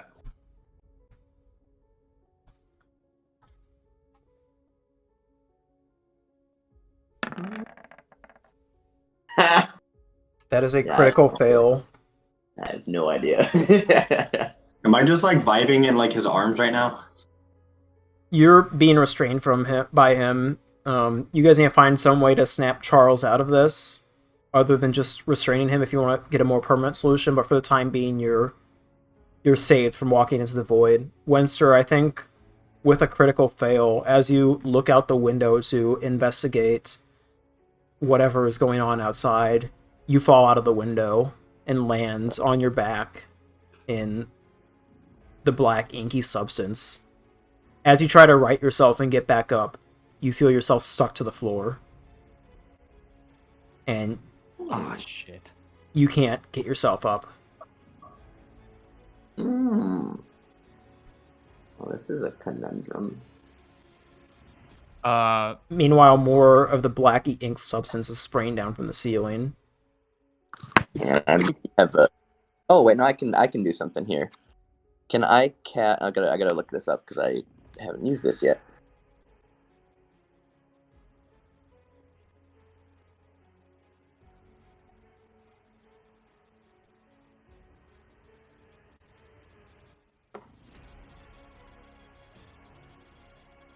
I want to cast Blink and move to the ethereal plane back into the office.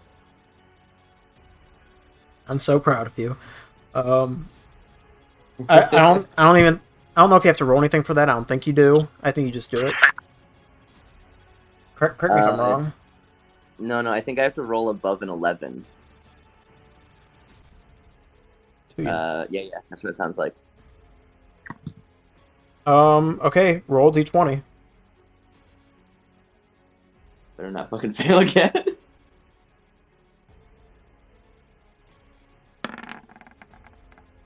we go. You blink out of existence as this inky mess begins to cover your face, and you disappear momentarily but reappear back in the office. You still have a little bit of that residual black ooze on your body that kind of came through the ethereal plane, but you're not stuck anymore, and you right yourself from the ground inside of Jace's office. As this... Can I cut off a piece of my clothing that has that inky stuff on it and just like put it in my pocket to save for later? I sucked at the investigation on this, but I'll ask like Spork if he knows anything more about it later. Sure, you cut off a piece of your cloak, which has a little bit of this inky substance on it, and stuff it away in your bag. Meanwhile, Charles is still being restrained by Doomslayer, and this does not seem to be a permanent solution, as Charles is still heavily resisting this and might break free in the future. If I start like bludgeoning him, can I make him prone? So that like he won't fight back? I'm not even joking. Like knock him out or some shit. I don't know canonically, or not like canonically, but like within 5th edition, how you stop somebody from being enchanted. I feel like if they take damage, then it stops, right? Maybe Spork, I don't know if you recall how this works. I know you have a little bit more experience than me, I think. Oh, he gone. For what thing again? What thing again? Sorry. Like if somebody's like charmed or enthralled or something, can you like stop that by being damaged?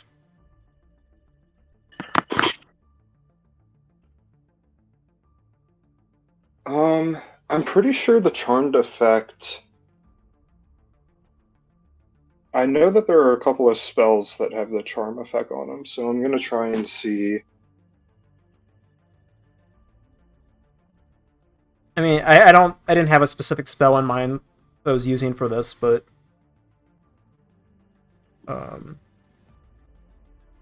if a person's charmed, it just means they can't attack the charmer or target the charmer, and they have a.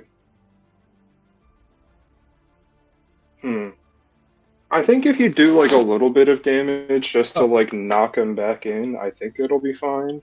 Here, I found the spell that I was looking for. Okay, cool. If the target damages or otherwise harms an affected creature, the affected creature can make a wisdom saving throw to end the effect, as described below. If an affected creature ends its turn while not within 60 feet of the target, or able to see it, the creature makes a wisdom saving throw. It's kind of different because a target's not casting this. Or a creature's not casting this. I was supposed to say the creature is no longer affected by the target. Yeah, I'll just go with, like, if you take any damage, then you can make another wisdom saving throw to try to break out of this.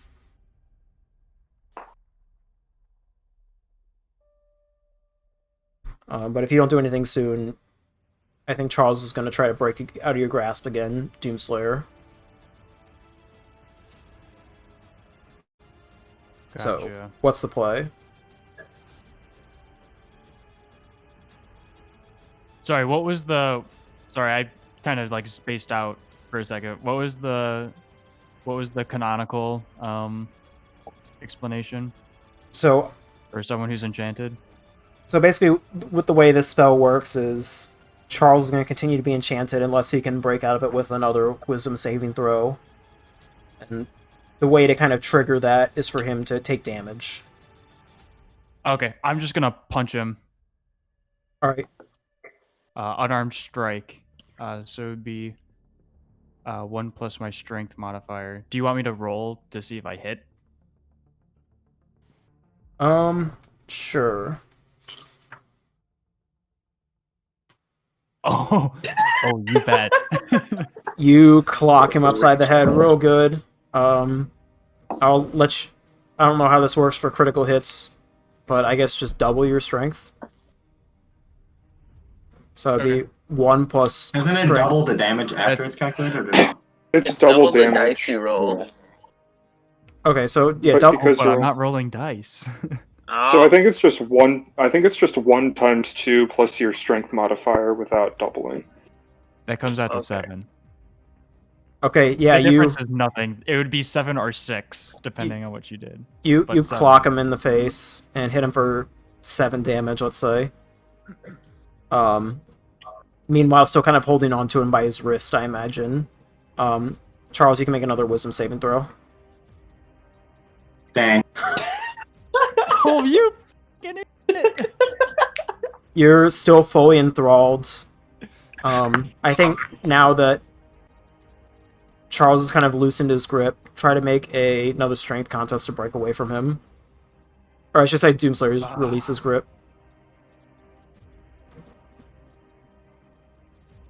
Alright, I think he wins that one. Alright. Doomslayer, you kind can't of do anything right now. maintain control of Charles and prevent him from hopping into the void. Meanwhile, you recall that this is still a pretty time-sensitive situation, as the recording of Jace informed you that the cops have been called and are on their way. So take that information as you will. We should try to get out of here. We can probably. Can we still escape through the roof? Probably. Yeah, the hole in the roof is still open. All right. If Wenster, if you can help me snap Charles out of this, we can try to boost each other up through the roof and get out of here. Okay. Yeah. Well, I mean, if we get Charles out of this, he can boost us through the roof too, because he's the most dexterous. We have to get him out of here. So I was wondering, do you want me to like punch Charles, or should I was thinking of like just seeing what happens if I fucking attack the hole, like a spell. You know what? I'm in control of Charles for now. Try to do something about the portal. Maybe we'll learn something. Okay, I'm gonna move a little bit away from the window because I'm not happy to have just fallen out the window. And I'm gonna cast Chromatic Orb straight down into the hole.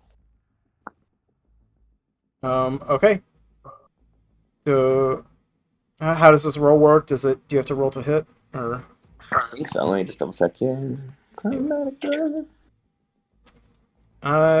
even think I'm gonna make you roll for this one. I'm just gonna say you cast Chromatic Orb, and you send it in the direction of the void, and it doesn't appear to take any damage. It just appears to kind of suck it up, almost like a black hole. And the orb that you sent disappears, but you can tell that, at least from your perspective, it didn't explode. Interesting. Okay. I want to just turn to Doom and be like, yeah, this shit's like a black hole. We don't want to go into this. Alrighty then. Let's try to snap Charles out of it. Would you like to do the honors? I mean, if you want, I just did that spell, so I was gonna let you hit him again if you wanted to. Alright, I'm gonna punch Charles again. Go for it. Oh. Oh! As you swing at him, you miss so badly you lose your grip on him, and he begins walking towards the portal again. I do have something I can do if we don't want to keep punching him. I have another idea. Do it then! I would say do it. He's about 5 feet from the portal.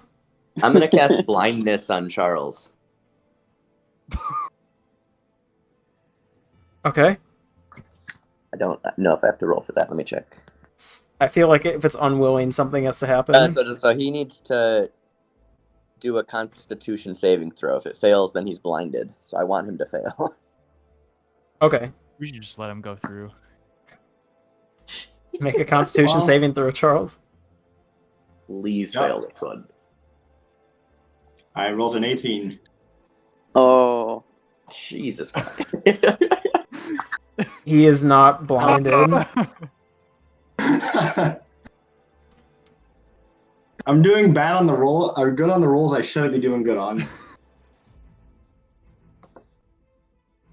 Alright, I'm gonna grab him. I'm gonna try to punch him again.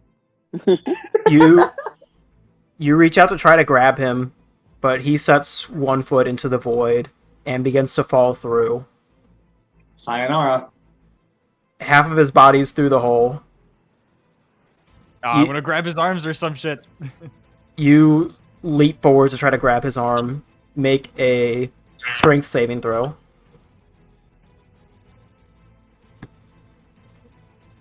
Oh, me or him? No, Doomslayer. To try to save him. Doomslayer, you lunge forward and reach out for Charles, and you're able to grab one of his extended arms as he's pulled into the void.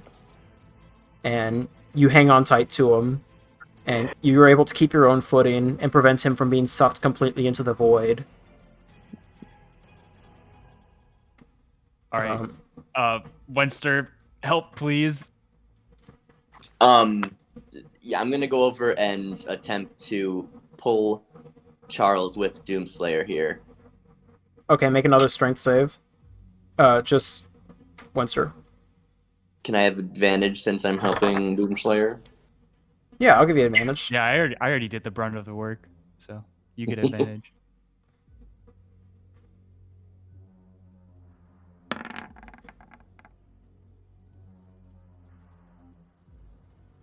Oof.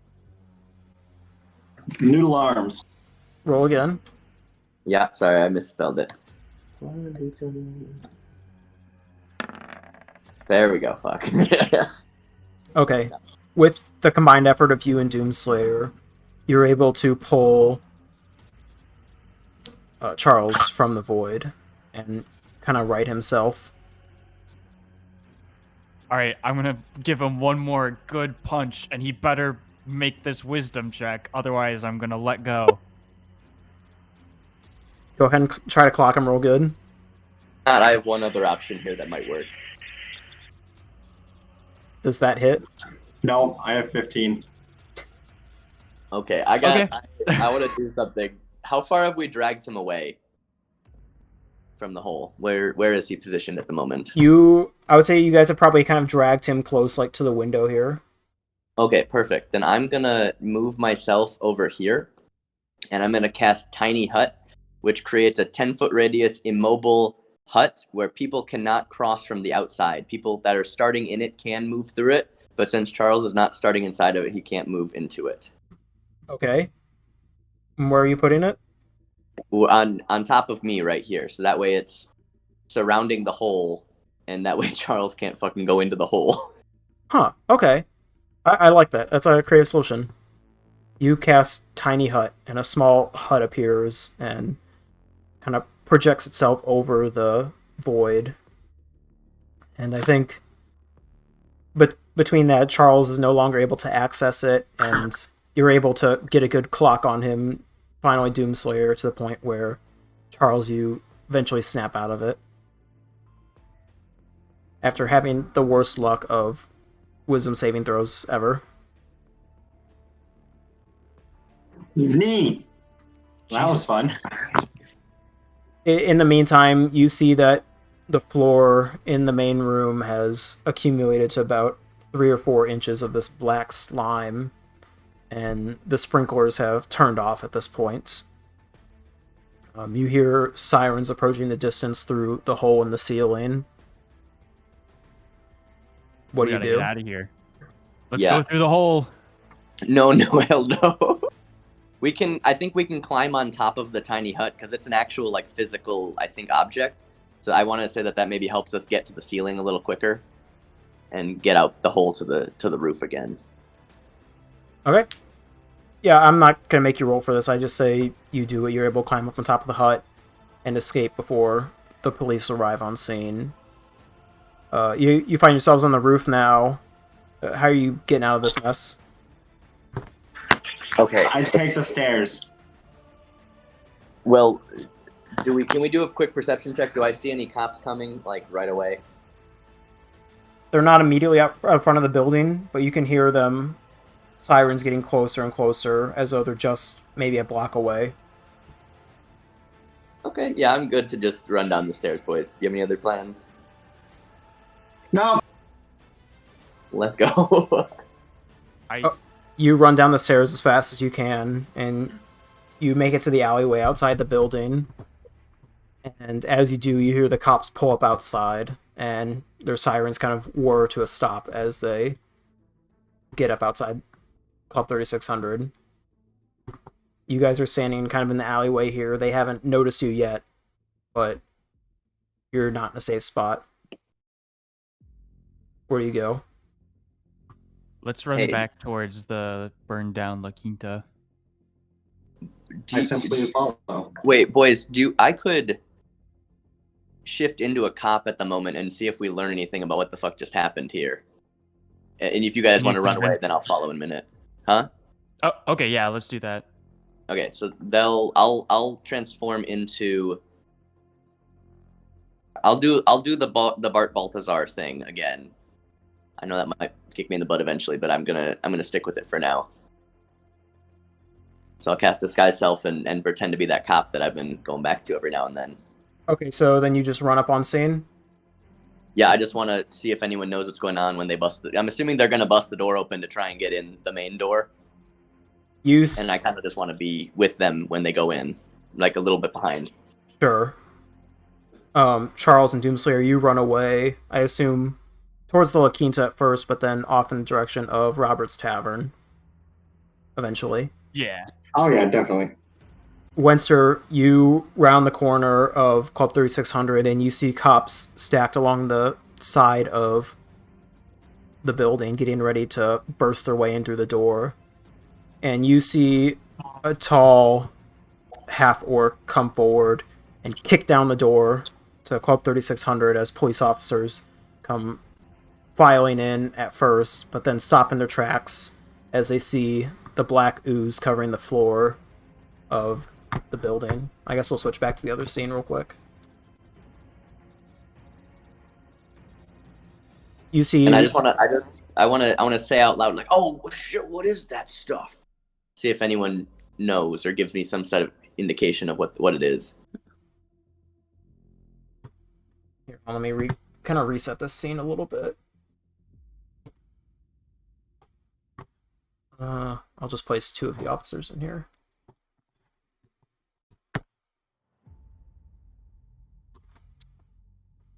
You watch as some of the officers slowly make their way into the scene and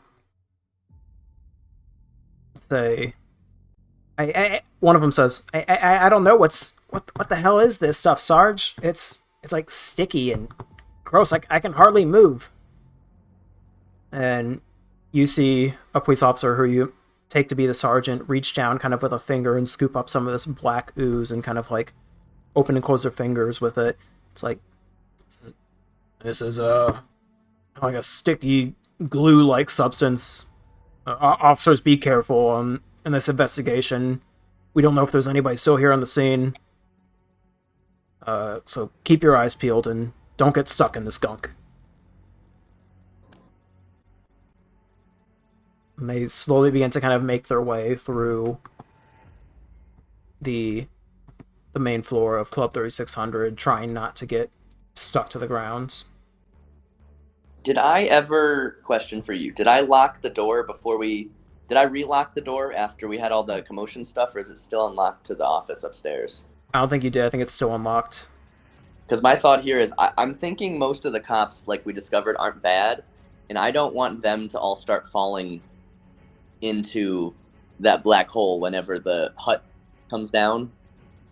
So I think I've learned all I really wanted to in this, and that like it's just some sort of gunk substance, whatever.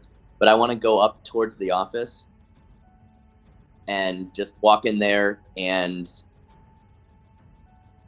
maybe shut the door, lock it from the inside, and then climb out the same way that we just climbed out a second ago. Okay. I think you begin kind of making your way forward a little less cautiously than the other police officers. And one of them speaks out to you and says, hey, wait right there 1 second, officer.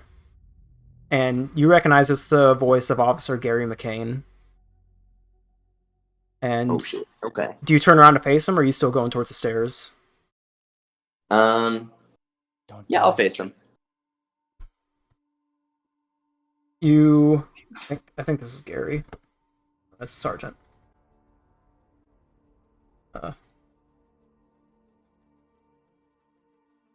You see Officer McCain come up towards you and he says, hey, what are you doing here, bud? I don't think you're supposed to be here. In fact, I think, hey, Sarge, you want to come over here real quick? And Sarge begins to walk up next to Officer McCain. He says, This is the new officer I was telling you about. What was it that you were telling me earlier? That about any transfers from East Vexenberg? He said, Yeah, as a matter of fact, I don't recall there being any transfers from East Vexenberg in the Force. Well, sir, you know paperwork is very slow these days, and Gary, I'm sure you'll recall I've only been here, 2 days now? If you call over there, I'm sure they'd be happy to give you the paperwork. I just moved here myself. I was actually doing the commute from all the way over in the other side of town yesterday, but I just got the new apartment building just down the street. But I as good any good officer does, I have my police radio on, and I heard that siren, and trying to make a good impression with the boss. I don't think we've actually met yet, Sarge. Sorry about that. It's been a as you're giving this long-winded speech, Officer McCain comes up to you and says, "Officer, whoever you are, I'm sorry, but I'm gonna have to place you under arrest." And he pulls out a set of handcuffs and begins to try to slap them on you. Do you go along with this, or you can try to escape? He didn't even read you your rights.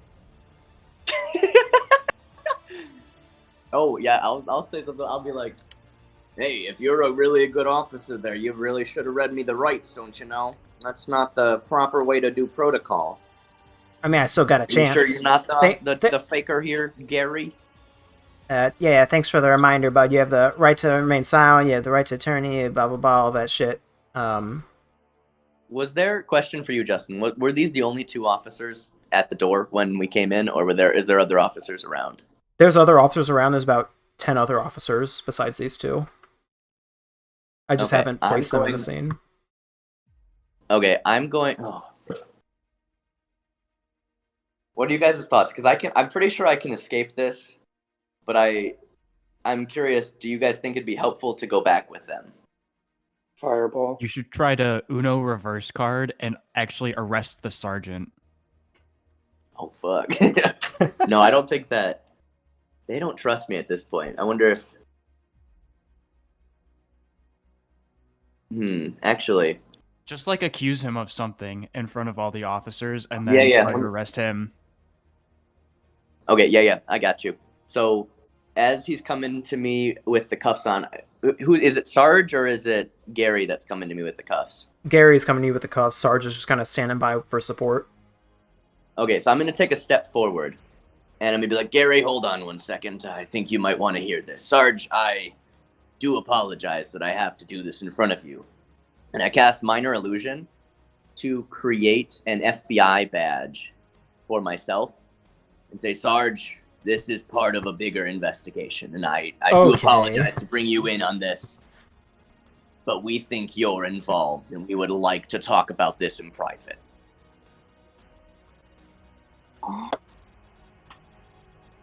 Roll a deception check for me. Do I have advantage because I look like an officer? I think just because you materialize this badge out of thin air, I pull it out of my pocket, but it's materialized in my pocket. No, you don't have advantage on this. Go ahead and roll, though. Right. Give it a second. Alright. Do you have any plus minus to that? No, I don't think so. Double check that. No. Yeah, sorry. The sergeant shakes his head no. He says, "I don't know who you are or what you're doing impersonating a police officer. We got some questions for you. We'll ask them to you back at the station. Cuff him, Gary." And Gary slaps handcuffs on you as you approach Gary. And you're led out of Club 3600 and placed into the back of a squad car. Okay.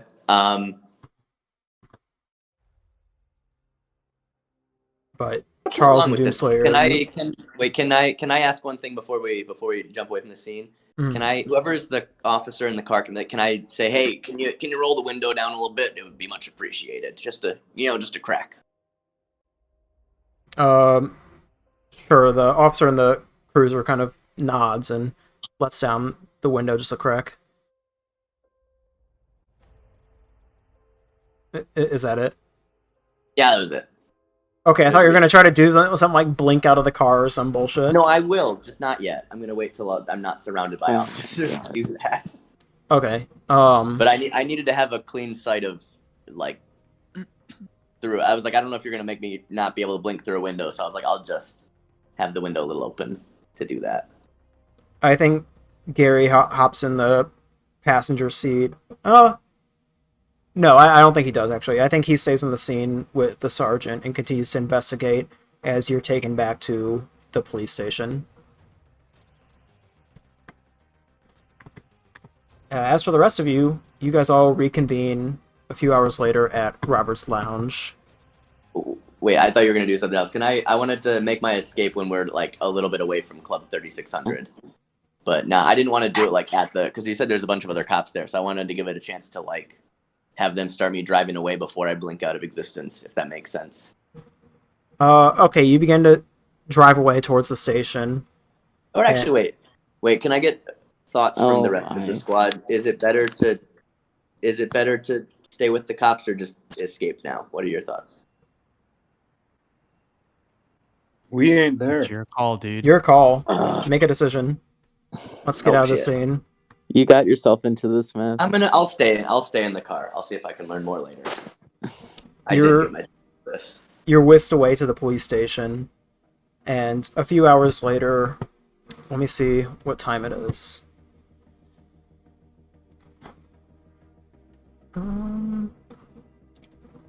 It is about... I'll say you guys came back and took a long rest, and that now it is... yeah, I'll say it's close to 8 o'clock, and Wenster has not shown up yet. But everybody else that returned to Robert's Tavern was able to get in a long rest, and you get refunded half of your total hit dice, and I think full HP. Did we ever resolve the Remy storyline? Did we go with him and see where the bad rat came from? Oh, shit. I forgot about that. No, it's fine. It's just like a sewer opening. It's nothing like important. I think we can resolve that real quick. I think he took you guys over to the sewer where he found the rat, but you guys don't really see any trail. It just looks like a normal sewer. And whatever creature he saw is long gone. Great. Okay. Cool. Thanks. Sorry. You guys find yourself back in Robert's Tavern now. It's quite a few hours later. You guys are all well rested, and at this point, Don and his associate has returned as well. And as you see him walk in, Don comes in with his head down, looking defeated. And you see the bartender notice this and pour a glass of whiskey and bring it over to Don as he sits down in the corner booth.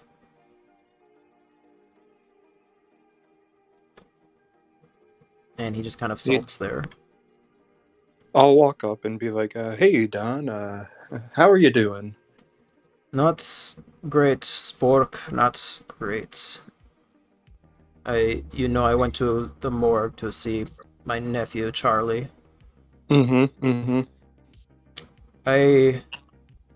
a man of druidic background, and I have the means to bring back those that have died within a certain period of time, but I was unable to revive or regenerate Charlie from his body.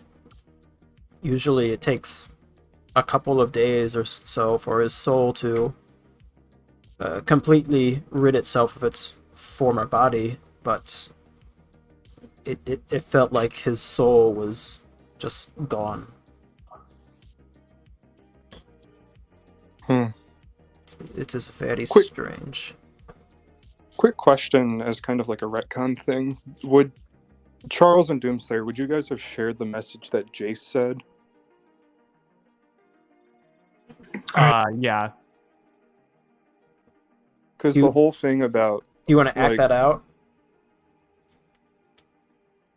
Like act out the sharing? Well, I don't know. It's kind of an important message, don't you think? Yeah, sure. Hey, just a quick update for you guys. The shipping dock, we found the one, and we found a couple places that we could stake out and be ready for. What did you guys find in the office? We were almost murdered. And we lost Wenster. Oh. Well, it seems like Wenster puts himself in bad situations, so it's just a matter of time. How? Okay. Yeah, we told you guys it wouldn't be a good idea to go back there, but do you guys know what happened to him?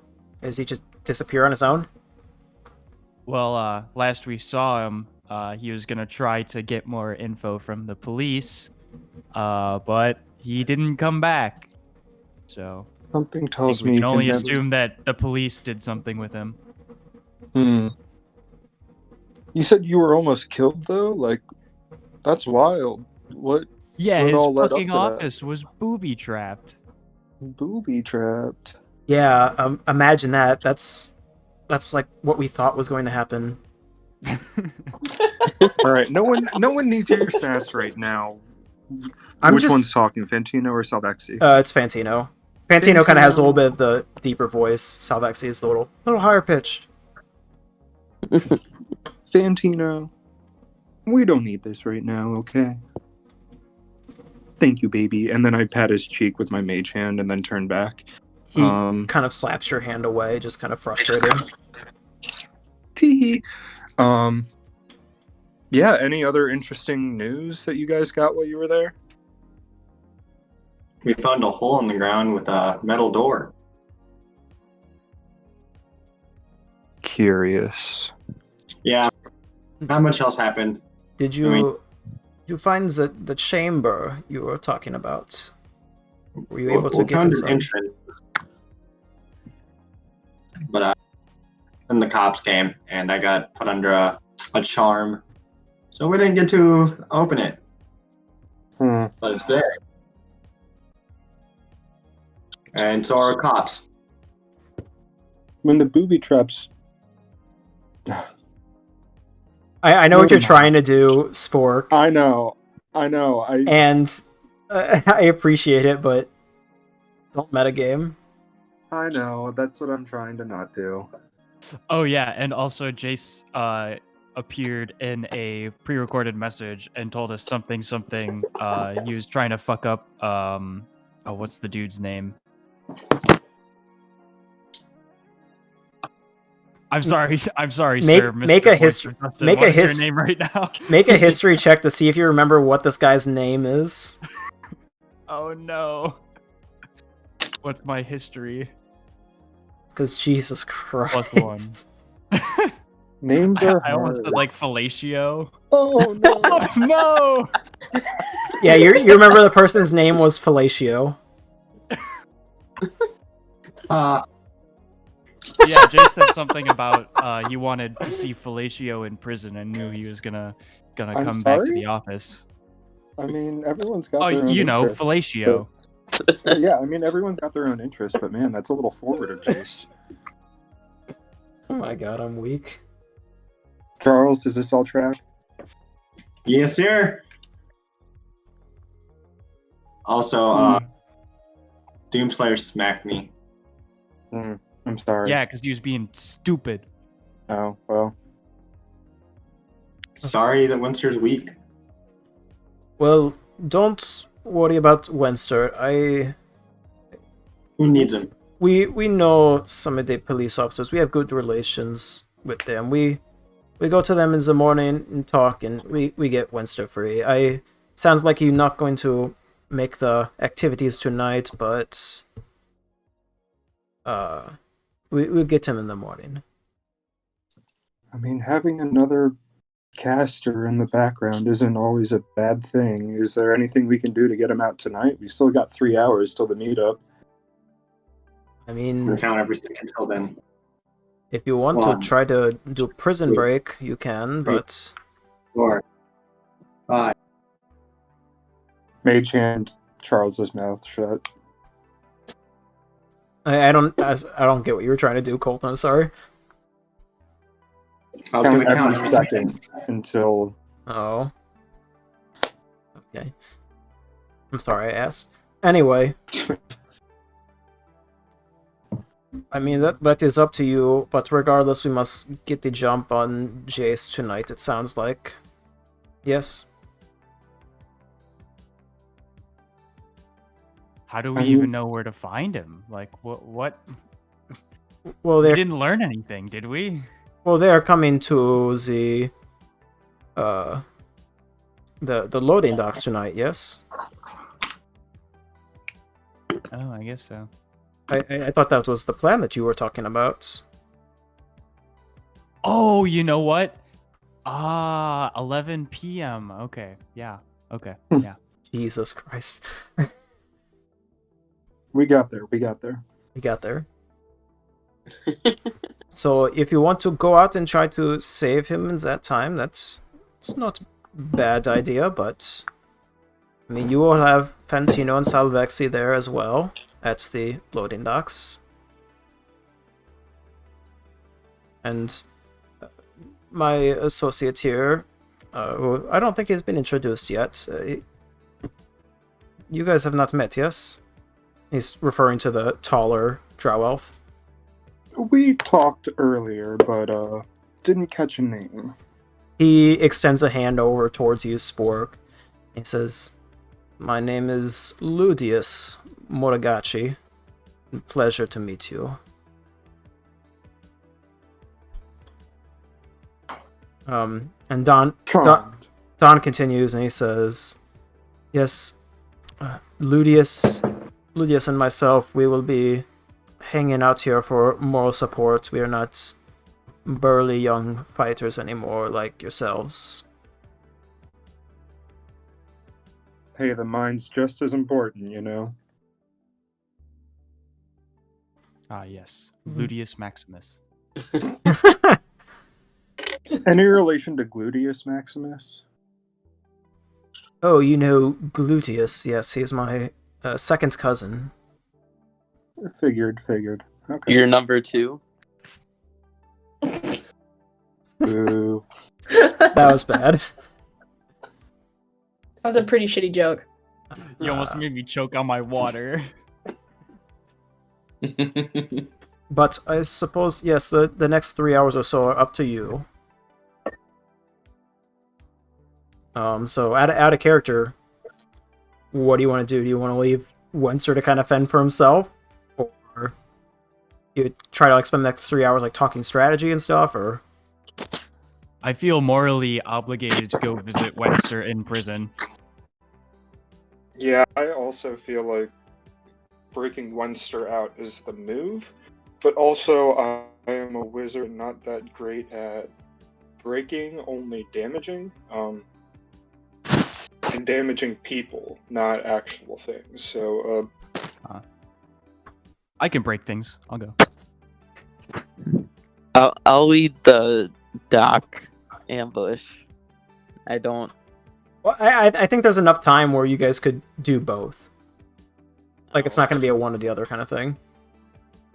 At the very least, we could just go there and like scope it out, like see if we can plot a way out in advance. Okay.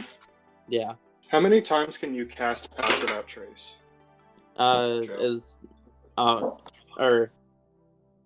It's concentration, so as long as I have spell slots, I can use it. Is that a second level? Yeah.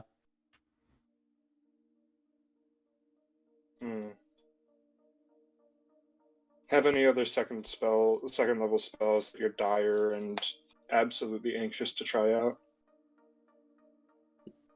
I have heat metal, which could possibly work in the prison, but that's the only one that I feel like could be any other use. Well, for now and for the ambush later tonight. Well, usually I just wild shape when we start fighting people, but... Okay, then would you be comfortable doing a pass without trace on us as we go and do the jailbreak. Yeah, as long as you guys stick close enough to me to where you're not out of the aura. 30 feet ain't shabby. I can, because my character has high stealth, what I can do is I can kind of like be the person that can go out of that 30 feet if need be.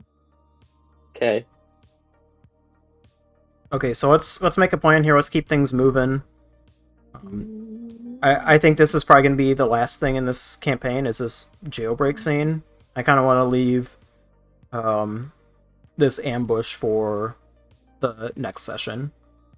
Just kind of timing as that was. That works. I'm fine with that. Okay, so Yes. is everybody going, or are some people staying behind? Doomslayer is going. I'm gonna stay back and just get blasted while they're out. Okay. I don't want to go because I feel like Wenster needs to pay for his actions. However, I feel obligated. I think sometimes. I will give you the opportunity, if some of you do want to stay behind, that you can spend the time kind of talking strategy with Fantino and Salvexi and kind of planning out the ambush, and that will kind of lead towards like more, like it might give you advantage on situations in the future, is kind of how I'm thinking about doing that. So it wouldn't be a complete loss if you stayed behind. Actually, no, I want to go help break him out. Yeah, I think it'll be more fun for everyone if we all just did it. Yeah, quit splitting the team. Yeah. Okay, good. That makes my life a lot easier. You guys just jog on over? Why I'm gonna not? sprint. Naruto run. Okay, let me set the scene here.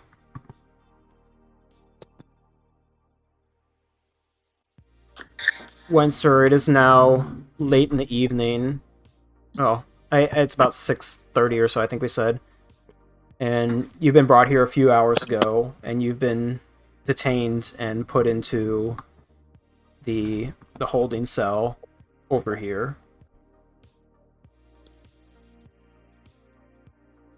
Okay. You see there's a small number of police officers working to file reports from the break-in at Club 3600, and you have not been brought over for questioning yet at this point, but you see Gary is back at his desk, and you know that the sergeant is in his office back over here. And there are a couple other police officers milling about, but... Wait, back over where? Is it on the right side or left side? In this back right corner, you saw... Okay, thank you. But you can't really see what else inside the office. Yeah. I think my trait here, where as long as I'm even slightly obscured, I can be hidden, would be helpful here. So how do you, the party, or the rest of the party, I guess, want to go about this? Hey, question for you also, Justin. Did I recover any... Did I rest at all in this period? I'll say since you were kind of moving around a bunch and getting like forced into like different places, you didn't get a long rest like everybody else. I'll say you just got a short rest, so you can use some hit dice to recover hit points if you need to. I don't have any... I didn't lose any hit points. I was just curious to get spell slots back. All right. Well, however much you get back for a short rest, then. Yeah, I got that half your level. Ooh. I think that trace. Cool. So you've got pass without trace. Shanera, you said that you've got a higher stealth. Is there? Bet mine's higher. Probably is. Wait, can I'm gonna use some of my cocaine in my backpack to give myself that dex boost again. Oh my god. Alright, Sheldon, put your dicks away. Alright, well, he's basically got a coke addiction now. Alright, so while you get all boofed up before going into this police station... Yes, I'm now on cocaine right now. Okay, yeah, you get Okay, let's put a number on this finally. You get a +2 boost to any dexterity-based skill, but you get a -2 to your constitution, which means for a level 6, you're going to lose 12 hit points from your max. Oh, wow. From my what? From your max. Okay. So it would put me at 27? Sure, if you were at 39 before. Cool. Alright, I got +7 in dex now. Okay. How do I have more health than you? So sorry. What's your approach? I don't think any of you know what the inside of this place looks like besides Wenster and Cazador, which Cazador went off to go buy another gun or something, I guess. Damn it. Could we say that he gave us all of the information about the inside that he remembered? I'll say that he gave you like a very like generic layout of what it looks like. You know that there's this area of desks and police officers working, kind of that makes up the main floor, and that off to the left there looked to be a holding cell and some office space. That's probably about all you got out of him. So, Shannara, you have Fog Cloud, right? Yeah. How much does that obscure? Ooh. We have 2. 1 second, let me look it up. Can I use an arrow to also make a fog cloud? Does that make noise? I don't know, it's an arrow. Can I use it I feel like it would make 20-foot radius, and I center it on some point within a range of 120 feet. So I can do it from far away, but it's only 20-foot radius. Sphere.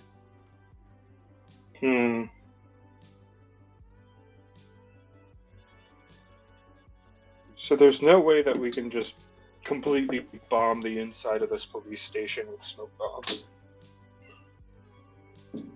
We could distract them with it. Are there, can I do a... Are there, like, security cameras inside? You're not sure. Oh, I wouldn't really know. Yeah, I wouldn't really know what that is. Never mind. You could have someone try to report a fake missing person just to get a perception of the place. That might be a good idea. Who's the most inconspicuous person?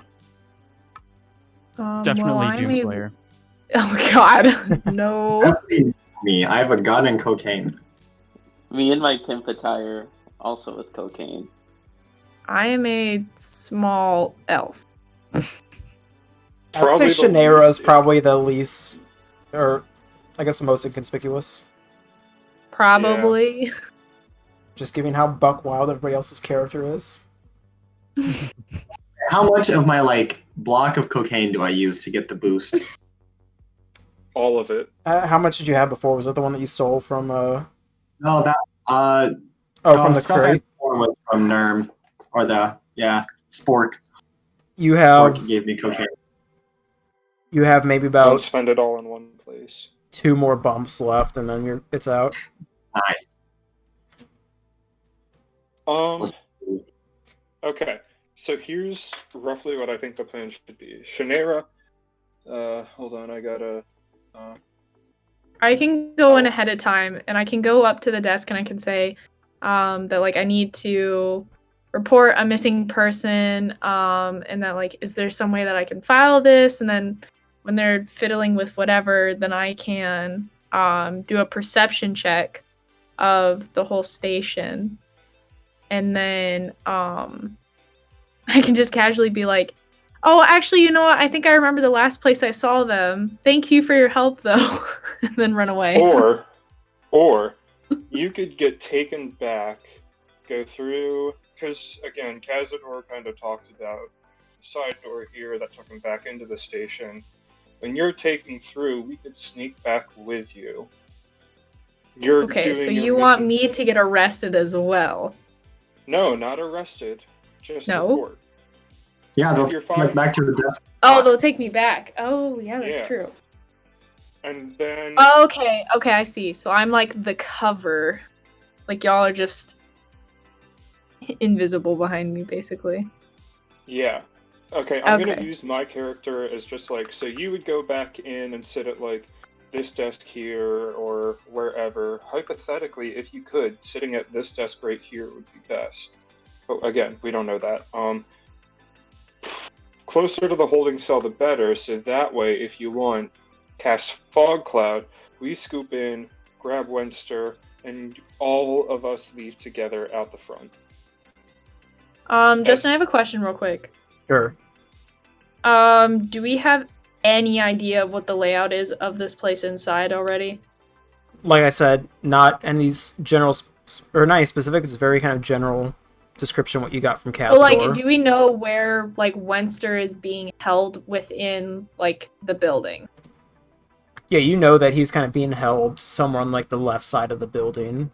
That's where Castore saw the holding cell. If we know that, then I could say that, like, you know, do you mind if we sit at, like, I could just say, like, can we sit in, like, the middle of the room? I have some weird anxiety about sitting close to the edge of walls. Perfect, it'll go off without a hitch. Yep. Nothing suspicious about that. It's fine. The walls, they're closing in. I'm very claustrophobic. Can we not sit next to a wall, please? Okay, so let me just make sure I got this right. The plan is for Shanaira to get taken back to take a report, and you guys are all just gonna, like, tiptoe behind her Scooby-Doo style. Mm-hmm. Hey, if I'm even slightly scared, I can... Perfect. This But plan hey, is foolproof. We got pass without trace, baby. That's a +10 automatically. And Charles is high on cocaine right now. Yes, I got in a police. a +7. Somebody might need to attach a rope to him so that he doesn't wander. Also, because I've experienced some bad things, I made sure that Rook was well cared for back at the cafe, so he's not... Oh, it's good you finally paid attention to your pet that you forget about a lot. Hey, shut up. I never had to deal with this in the Hey, first to be campaign, fair, I and lost all an of a sudden entire we dropped elk. the load. Yeah, but that's not an entire point of your backstory. You don't have just like this elk following you around for an entire campaign before this. Yeah, that's true. Yeah, you never did jack shit to Rook in the first game. Anyway, sorry. Yeah, now we're focusing on character development. Shit matters. Anyway. I have no character. I'm just a void. Anyway, let's give this a shot, shall we? Okay. Are you guys just like waiting outside at first? Go. Yeah, we're convening just so that Joe can cast his pass without trace, and then Shanaira goes. Okay. Okay, let's do this scene. Oh, I'm trying to think. No, I better not do that. I was thinking of, like, maybe trying to be, like, suave when I go in, but my charisma is really bad, so... Wait, your charisma's bad? Who has high charisma here? I have -1 charisma. We should not send you in for the deception. Oh, wait. +2. +1. No, it's fine. It's fine. She can do it. She can do it. We believe. You have a -1. Shh. Okay. It makes it more interesting. Shanaira, you walk through the door of the Vexenberg Metropolitan Police Station, and as you enter in through the door, you see a small glass window in front of you where you see a female police officer working to organize some papers and kind of take notes of everything that's been going on today.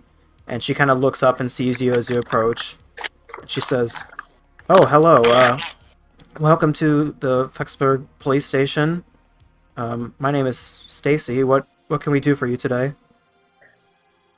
I need to report a missing persons. I'm just so frantic. I can't find my friend, and I've looked all over the town for her, and I can't find her, and I need your help. Can you please help me? Oh my gosh, I'm so sorry to hear that. Sure, I can have one of our officers help you with that. And she says, just wait right here 1 second, and I'll come and unlock the door for you. And Okay, thank you so much. she walks out from behind the door here, and comes around and unlocks this door here. Oop. And she turns to kind of like motion towards you to come with her. All right, then I'm gonna tell her. I'm gonna be like, just as a note, I'm a little bit claustrophobic, so do you mind if we sit a little bit farther away from the walls? Yeah, sure. I don't think that should be an issue. I'll get you set up with one of our officers over here. And she begins to lead you out into the main area. And I'm gonna motion like sort of behind my back for like everybody to follow me. Yeah, okay. Can we pop through the door as it's opened? Yeah. So wait, is this like a fog cloud around you, or you guys just have pass without trace and just being real stealthy? Pass without trace and stealthy. Okay. I'm gonna need you guys to make a group stealth check to try to walk into this open ass room and try to hide behind nothing. Do we get the pass without trace bonus? Yeah, you guys all get the bonus, 10. but Sweet. you're gonna have to get some. Oh my god. Decent. Oh no. Who's a group one? What's the bonus? It's Plus plus 10. Oh shit. So this should be easy. If you're doing if you're doing group stealth, does that mean that we all should pass like a certain amount, or like some of us pass a certain amount, and we're all The I think that the majority of the key party needs to pass the DC. Okay, what do I roll though? Roll a stealth check and then just add another 10 on top of it. Oh, Do I I'm use a my- modifier. I use my own too. Yeah, you still use your own as well. You should have no problem with this. I sure hope I can. Plus 17. There we go. I rolled a 12, so that becomes a 24 for me. Okay, is that everybody? Ah? Yeah, because Wenster's not rolling and Shannara's not rolling. Oh, okay. Yeah, the DC was a 20 for that, so you guys. No, we did it. I don't know. Wait, but Gavin. But that's 1 versus 3. True. If That's we right. do average, it's greater than it's. Yeah, it's just a majority Okay, of yeah. the people rolling have to make it. So, Shannara, you follow as the person. Stacy, sorry, she brings over a chair for you to sit in next to this police officer working over here. She says, "Stacy, this is Officer Andrews. He'll be happy to help you with any of your questions about your missing person, and I hope we can help you find them." Me too. Wenster, I think you kind of Perfect. sit up a little bit, and you see Shannara in the distance sitting down talking to a police officer at one of the desks. Okay. I'm not going to do anything yet, but I'm definitely aware that like she's probably not the only person here from my group. Yeah. I'm just gonna try to like sneak my way there by myself to the. Can Wait, I? your question here from me. So before we go too far away from it, Justin, do I learn anything or observe anything in the time between being taken in the squad car to now? Just kind of like hearsay from the officers in terms of like potential drug deals or, positive negatives about Jace or about anyone in town that might be helpful to what we're trying to figure out.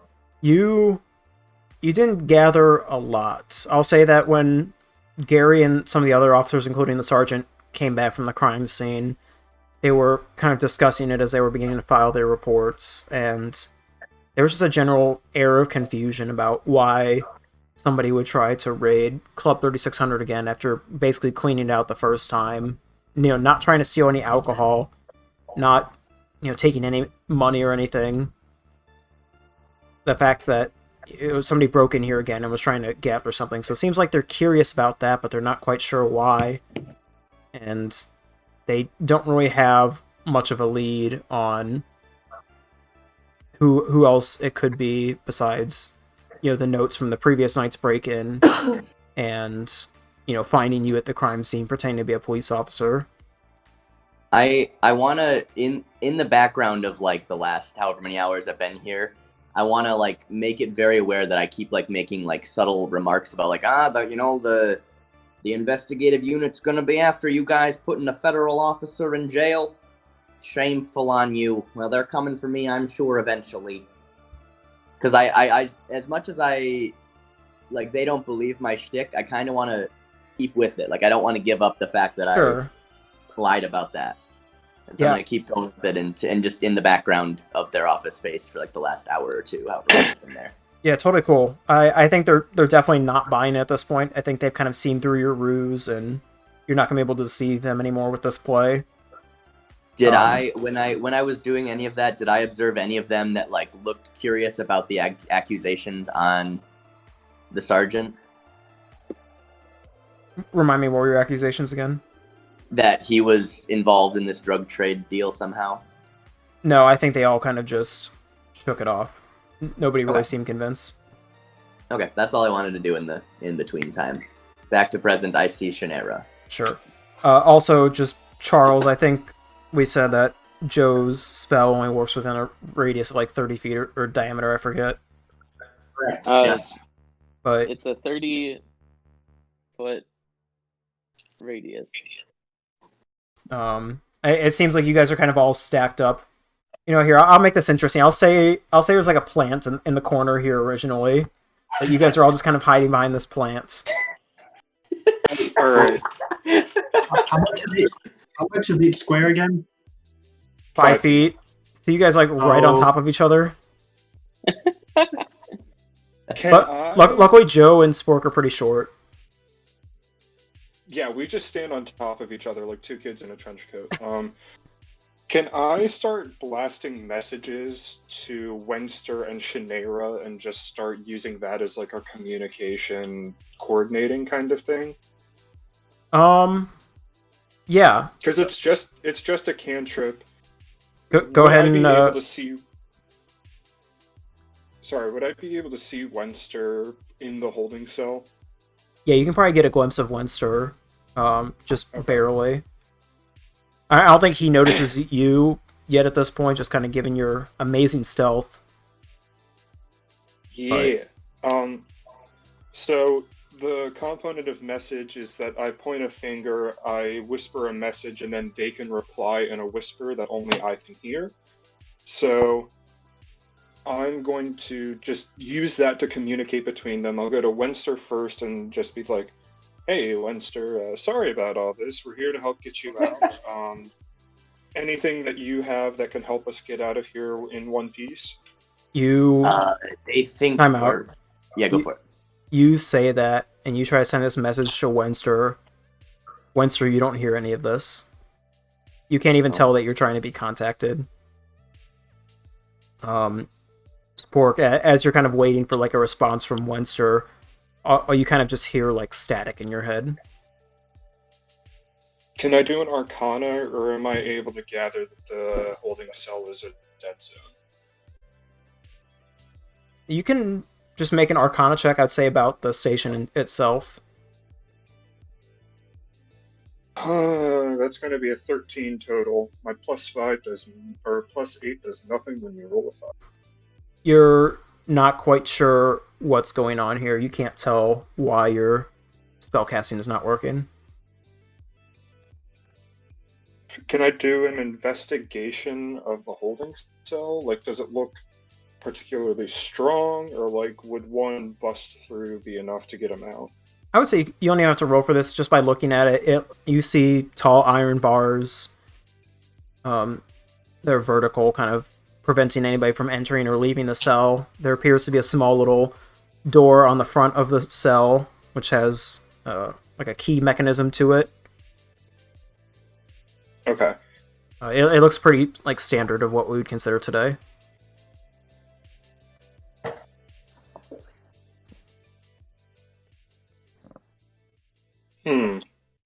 Wenster, I guess, would you have tried to do anything to get out at this point, or are you like any magic or anything, or are you just kind of there?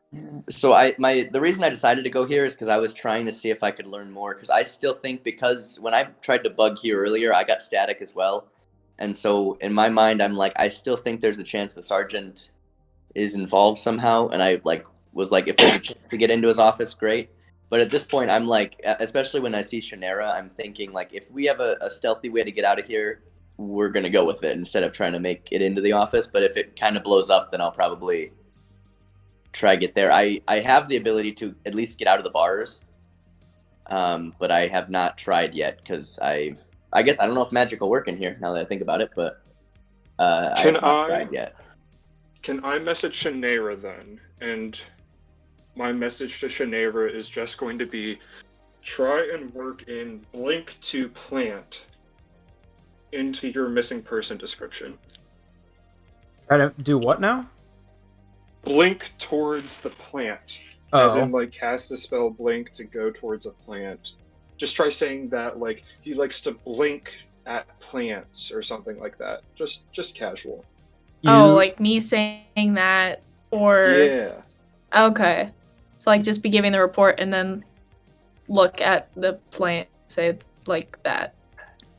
Or, like, because you're trying to communicate. Anyway. Okay. Okay. Shannara, you're with Officer Andrews, and he says, okay, now, in order to find this missing person, I'm going to need as much information about them as possible, so can you start off with just a brief description of them for me? I'm gonna make a quick note. I'm going to say that the elk, I know I said earlier, is a male, but I'm gonna change it to a female and say that the name is Lady Reginald. Okay. So, well, you see, so her name is Lady Reginald, and she's one of my very close friends, and the last place that I saw her was at Club 3600. Now, she could have easily been distracted because she likes to blink at plants, but blink at plants? Yes, she's a little strange, but that's besides the point. I don't need to be judged here. I'm just telling you what happened. No, I understand. It just seems odd. I message again and say, make it more obvious so that Wenster picks up what we're putting down. Here, sorry, time out real quick. Sorry, I should have stopped this earlier. Shannara, you never get that first message from Spork. So you don't say the thing about blinking at plants. So retcon that whole thing, sorry. Spork, you get the same kind of static in your head when you tried to send that message. Damn it. Darn. Can I nuke the building? Well, that like mist stuff has like a 20-foot radius, right? Yeah. That should be a lot. That's 40 feet diameter, so that's a good. The room would be covered if we got two of them. Could try and like cast it very quietly under my hand. And then I can just like yeet over, mess with the lock, and we outie. If you do it centered, nope, I can't say anything because you don't get the message. So sorry. Continue with your description, Miss. Your friend, Lady Reginald, was it? What does she look like? Well, bear with me. It might sound a little strange. But she's a lot bigger than I am. Okay. Quite bigger. Is she... he begins to write this down. Is she, like, orcish in any way, usually? No, I would say she's more of the, animal type. Okay. Sorry. He's jotting all this down as you're saying it. Cast it. Cast it now. I'm whispering kind of to our group, but hoping Shannara gets the message. Or Joe, if you can cast it at... Yeah, I'll do it. Okay. Well, I don't know if I can... Cloud, but... I probably won't be able to, just because I can't hear you guys all the way over there. But I will. I'll just keep talking, so I distract the guy. Well, yeah. So she's kind of animal-like, I guess you could say. She's got kind of a long face. Like her nose sticks out a pretty good ways. There's a real set of chompers. Long And, face, set of chompers. Oh, okay. I'm getting all this.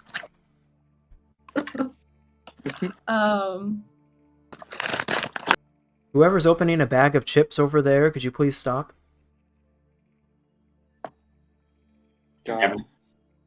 What? I thought I casted it. No. Oh, sorry, I didn't hear you say you casted it. Oh, okay. Is Fog Cloud right? No, I can't do Fog Cloud, but I can do Pass Without Trace.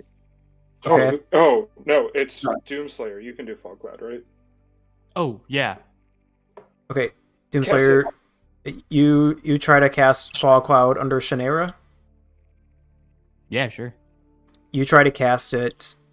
I don't know what you use kind of as your casting weapon. I guess it'd be your crossbow. I mean, okay. Or if you have like some sort of like staff or something like that. But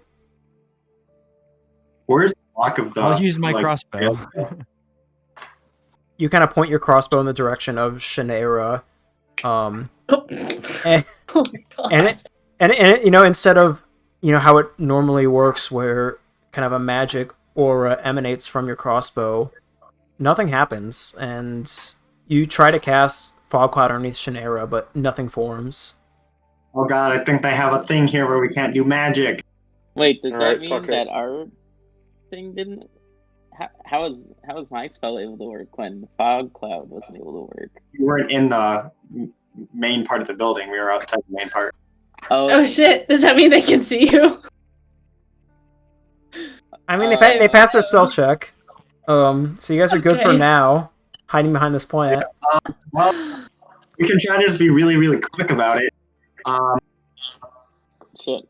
Is there a way for me to just wild shape into like a squirrel and do something? Or no? Do what you want, but that Pass Without Trace is going to move with you. 1 second. Okay. Oh yeah. Justin, can I have a arrow tip that just makes a really loud shrieking noise that like makes people have like cover their ears in pain and stuff? Just blow up the wall on the jail cell. That's not what I want to do. Okay, shriek it. Can I do that, Justin? Can I just make like a really loud, like a that makes a really, really loud sound that like makes everyone squirm? Yeah, I'll say you can fling an arrow that has kind of the same properties as the spell Shatter. Okay. Hey guys, put in some earplugs or something. Use like a piece of cloth. Okay. Fuck my ears. You're just gonna be a casualty. Sorry about that. It's fine. I'm already deaf, anyways. Cool. I'd like to fire it now. Okay, who are you shooting it at? Can I like just center it in a room somewhere, kind of like near Shannara, I guess. Okay, so you're shooting near Shannara? Just not her. Like the ground by her. Sure. Go ahead and just make an attack roll for me, just to see if you're able to get where you're trying to. Cool. For attack rolls, we add our proficiency, right, or no? Yeah, proficiency plus dex. Oh, plus dex? Yes. Add 7 to that, so 19. Okay. You knock back an arrow and shoot it kind of at Shannara's feet, and it sticks into the carpet just below your feet. And Shannara, I think you and Officer Andrews take notice of this, but no sound comes forth from. Huh. And immediately, Officer Andrews stands up with a star. He says, "What the hell's going on here? Who did that?"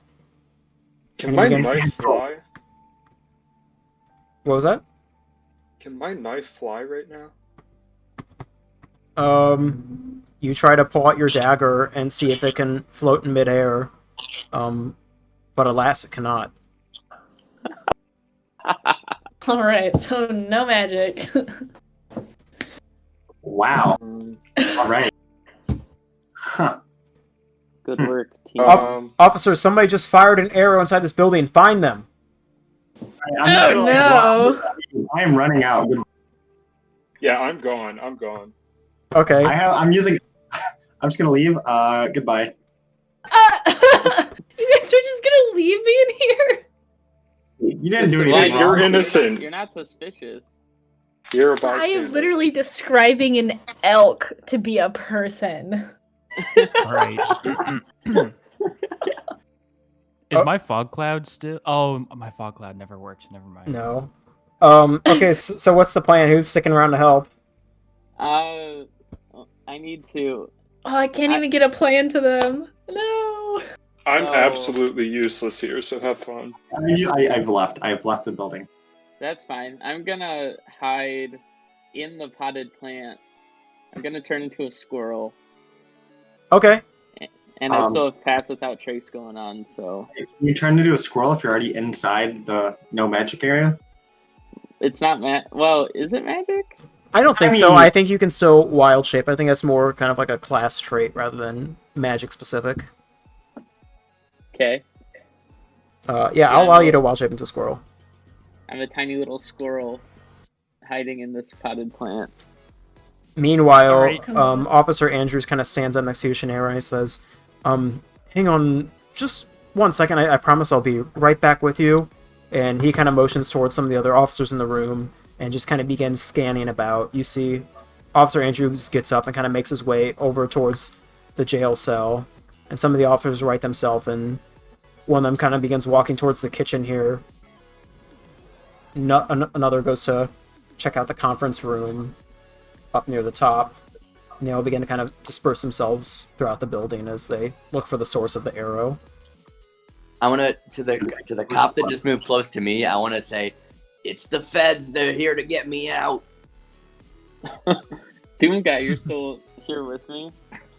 Yeah, I think I got a shot to maybe like run up to the bars and do something. I'm not All right. bailing just yet. Let me know when you want to, because I don't know if the stealth will still work or not, but there's a possibility. Well, this If all you're a going squirrel, down. can't you like scurry into the cell and then talk to Wenster? I think the officer will see me talking to Wenster. See, I'm just gonna make a huge distraction now. I'm gonna run in back with my gun and attempt to mug the receptionist. Oh fuck! All right. Oh no. During that confusion, I'm gonna scamper over to,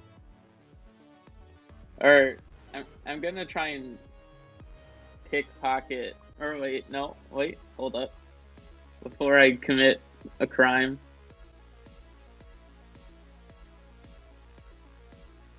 We're gonna have to murder all these cops, aren't we? No. Probably what happens with a mugging, or you try to like go over there first. Because it doesn't matter if the cops don't do anything.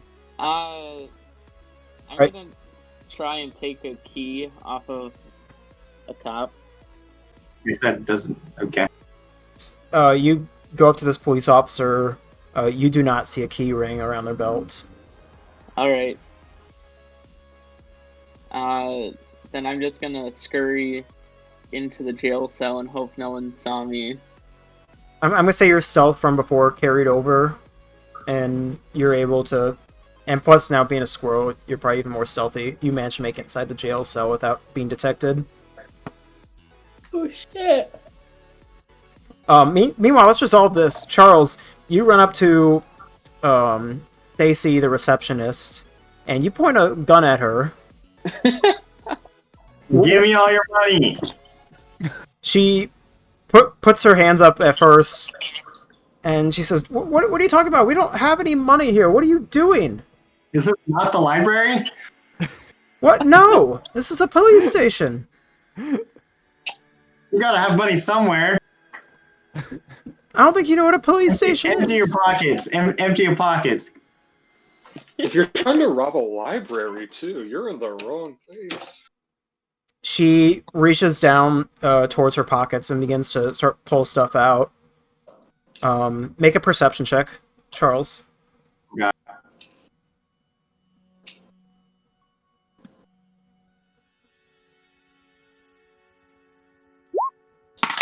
Great, I'm gonna get tackled by a cop, aren't I? Well, I mean, she's like behind glass, so there's not a whole lot she can do. You're too slippery. You don't notice this, but as she's like going through her pockets, she hits a button on the underside of the desk in front of her, and you see the doors behind you slam shut, and the door to like the main area where the rest of the police officers are slams shut as well. Spork, you're trapped outside at this point. And Charles, you're in this room, and all you see is you and the police officer, and the police officer immediately ducks down underneath the desk behind the glass. All right, out of your view. I'm going to, seeing how things have devolved into utter chaos, I'm going to run into the booth, and I'm going to try to kidnap this officer and use them as ransom to get Wenster out of the jail cell. Open doors. We are terrorists now. I hope we all realize that. Domestic terrorists. This has gone too far. I think you hear alarms blaring throughout the police station as this happens. I think all the police officers begin kind of making their way towards the entrance to the front door here. But Doomslayer, you are able to sneak into the booth if that's what you want to do. Yeah. Quick question: do bullets count as missiles? Tiny missiles, I guess. Yeah, do they count as like missile, like projectiles? Like it depends. What are you trying to do? I just have deflect missile. So if I get shot at, sure. Yeah, you can just just karate chop that bullet right out of midair. Yeah, if I reduce the damage to 0, I throw it back at him. Okay. We'll resolve this if it happens. Doomslayer, you rush into the booth, and you're trying to like hold this person hostage. Yeah. Okay. You just like putting a gun to their head, or are you trying to? Wait, do you even have a gun? Like a real gun? A crossbow. Wait. Does the person in the booth have a gun? Yeah, she's a police officer. Oh, I'm gonna steal a gun. Okay, make a strength contest against this police officer. Try to steal her gun.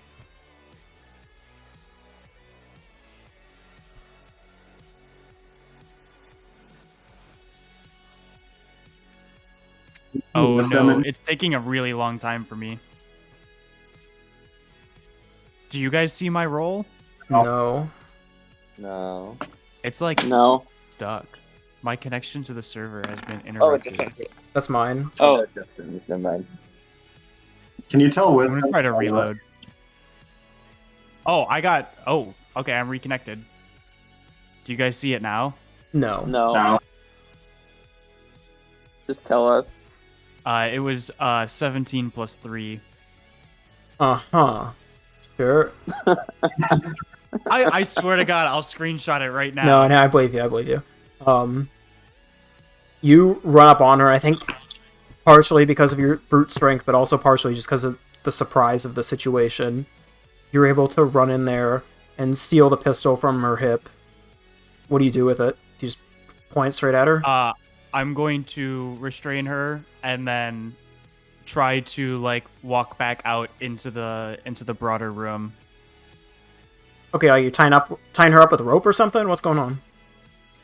I'm just gonna hold a gun to her head. Okay. God. Okay. All right. Are you taking her with you like hostage? Yeah. Okay. She's playing along with this. She's very frightened. Shanaira, what are you doing during all this? I mean, I was kind of like sitting at the desk, and then the officer told me to stay there. But I'm just gonna like kind of slowly get up and like, can I do a stealth check of like walking over towards the jail cell? Yeah, go for it. Yeah.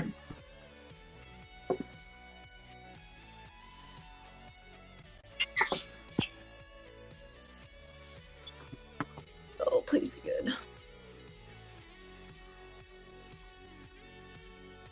Maybe he wants to roll. I totally did not expect everything to close down on us. Oh, let's go. Hey. You sneak over there real good, and you are able to make your way past the police officer who's kind of guard. I think it's even Officer Andrews. You kind of make your way past him towards the jail cell. All right. So, is there no one watching Wenster at the moment? I mean, it's just this police officer. He's kind of like keeping a watch forward, but I mean, like he's nearby. Like if something happens. Oh, okay. What's the jail cell made out of? Brown bear. Justin, can I jump in to try something here? Because Sure. I don't think Wenster realizes that the whole building, the magic thing with extends beyond just the office up there. So I think Okay. once he sees all this commotion, he tries to blink through the bars here. I don't know if it's gonna work. I'm assuming it won't, but he's gonna try and cast blink. Yeah, you try to do it and it doesn't work. Okay, that's what I figured. But that was just kind of like that's the moment now Wenster realizes like, oh shit, I can't just magic my way out of here. Yeah. It's fantasy jail. Can I wild shape into a brown bear and try and rip the door off? Okay. I was going to try and just pick open the lock. Oh, that's also a method. That's probably less conspicuous. Something a lot quieter. So, True. As you say that, Joe, you see Doomslayer walk out with a pistol pointed at a police officer's head. well, What do you say, Doomslayer, in this moment? If you want this fine young lady to live, release our wizard Conflicting messages. and let us leave this police station. You see all the officers immediately turn their attention to you, and they pull all their pistols from their hips and begin to aim them at you, Doomslayer. alright, I'm gonna try and... Doomslayer's dead. I'm gonna pick the lock on Wenster. Or at least try to. While all of this is going on. Okay. That's sleight of hand, right? Yeah, sleight of hand as a squirrel. I don't know how that works, but... Well, I'm gonna turn back into Joe. Do you want to, like, get outside? Oh, you're outside the cell already. So, well then, Hey! Okay. yeah. We'll resolve this in a second. Charles, I want to talk about what's going on with you. You saw Spork get trapped outside of the jail, and I think at this point he's probably pounding on the door, wondering what the hell's going on. And... Question about that. Okay. What kind of material is the door, and/or are there windows on the front of the police office building? There's a couple of like stained glass windows, kind of over these benches here, but none on the door itself. I'm gonna cast Shatter, Okay. which I can do now because I am outside. Ooh, yes, you're right. Give me a quick minute. I'm eating popcorn. Sure. As you're doing this, Charles, you hear a police officer fiddling with the door here, trying to get it unlocked and make their way in towards you. And just at the last second, you see the door bust open and a police officer holding a gun pointed at you. And he says, "All right, now, get on the ground now. I want to see your hands. Put them in the air." No! I'm gonna cast Shatter right at this moment so that the officer gets caught in the blast. Okay. I aim my gun at him. Shatter needs to make Constitution save. Constitution save. I don't know how you wanna... Oh, non-magical object not worn or carried also takes damage if it's in the spell's area. So, Yeah, go ahead and just roll damage for me, and I'll roll a Constitution save for the officer. Should I also, or no? No, you're far enough out of the way, and even if you were, I would sculpt spells around you. Ah. Because that's wizard, baby. That's probably not going to do it. 12. Does not save. Disadvantage of eating popcorn is that now all my fingers are buttery and I can't grab my die. Okay. Buttery boy. So that's 15 damage to the window and to the officer. Okay. If it does damage, if it takes him down, I want it to be non-lethal. Sure. I think the way that this happens is that as the officer pulls their gun on you, Charles, you see the window right next to them shatter, and shards of stained glass go flying at this police officer, and they kind of duck for cover, but take a significant amount of damage as, they take, the piercing of this glass. So let me go ahead and do math real quick. How much, you say 15? 15.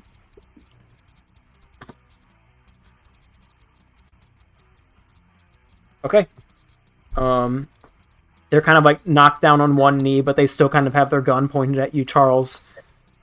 I think in the craziness of this situation, they ring off a shot in your direction, and they're going to make this attack with disadvantage. Okay. I'm not too worried. I think I can survive it.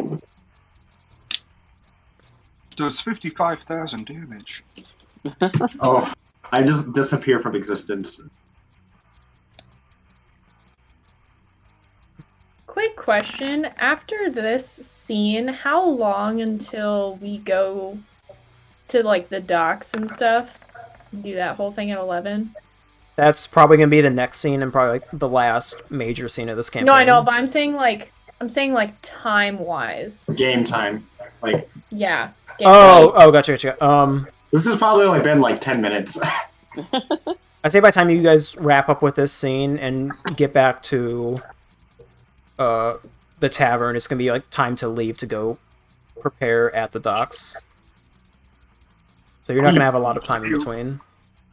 Okay. Would you allow us to take a short rest while we waited? There might be time for that, depending on how long this takes. Cool. Alright, so 22, so it hits. Okay. I thought so. Alright, now damage. What is it? Should I expect? 2d2 plus piercing? You get hit for 11 points of damage as... I would like to use my deflect missiles for 1 key point. Okay. Sure, I'll let you do this, even though I don't think I should.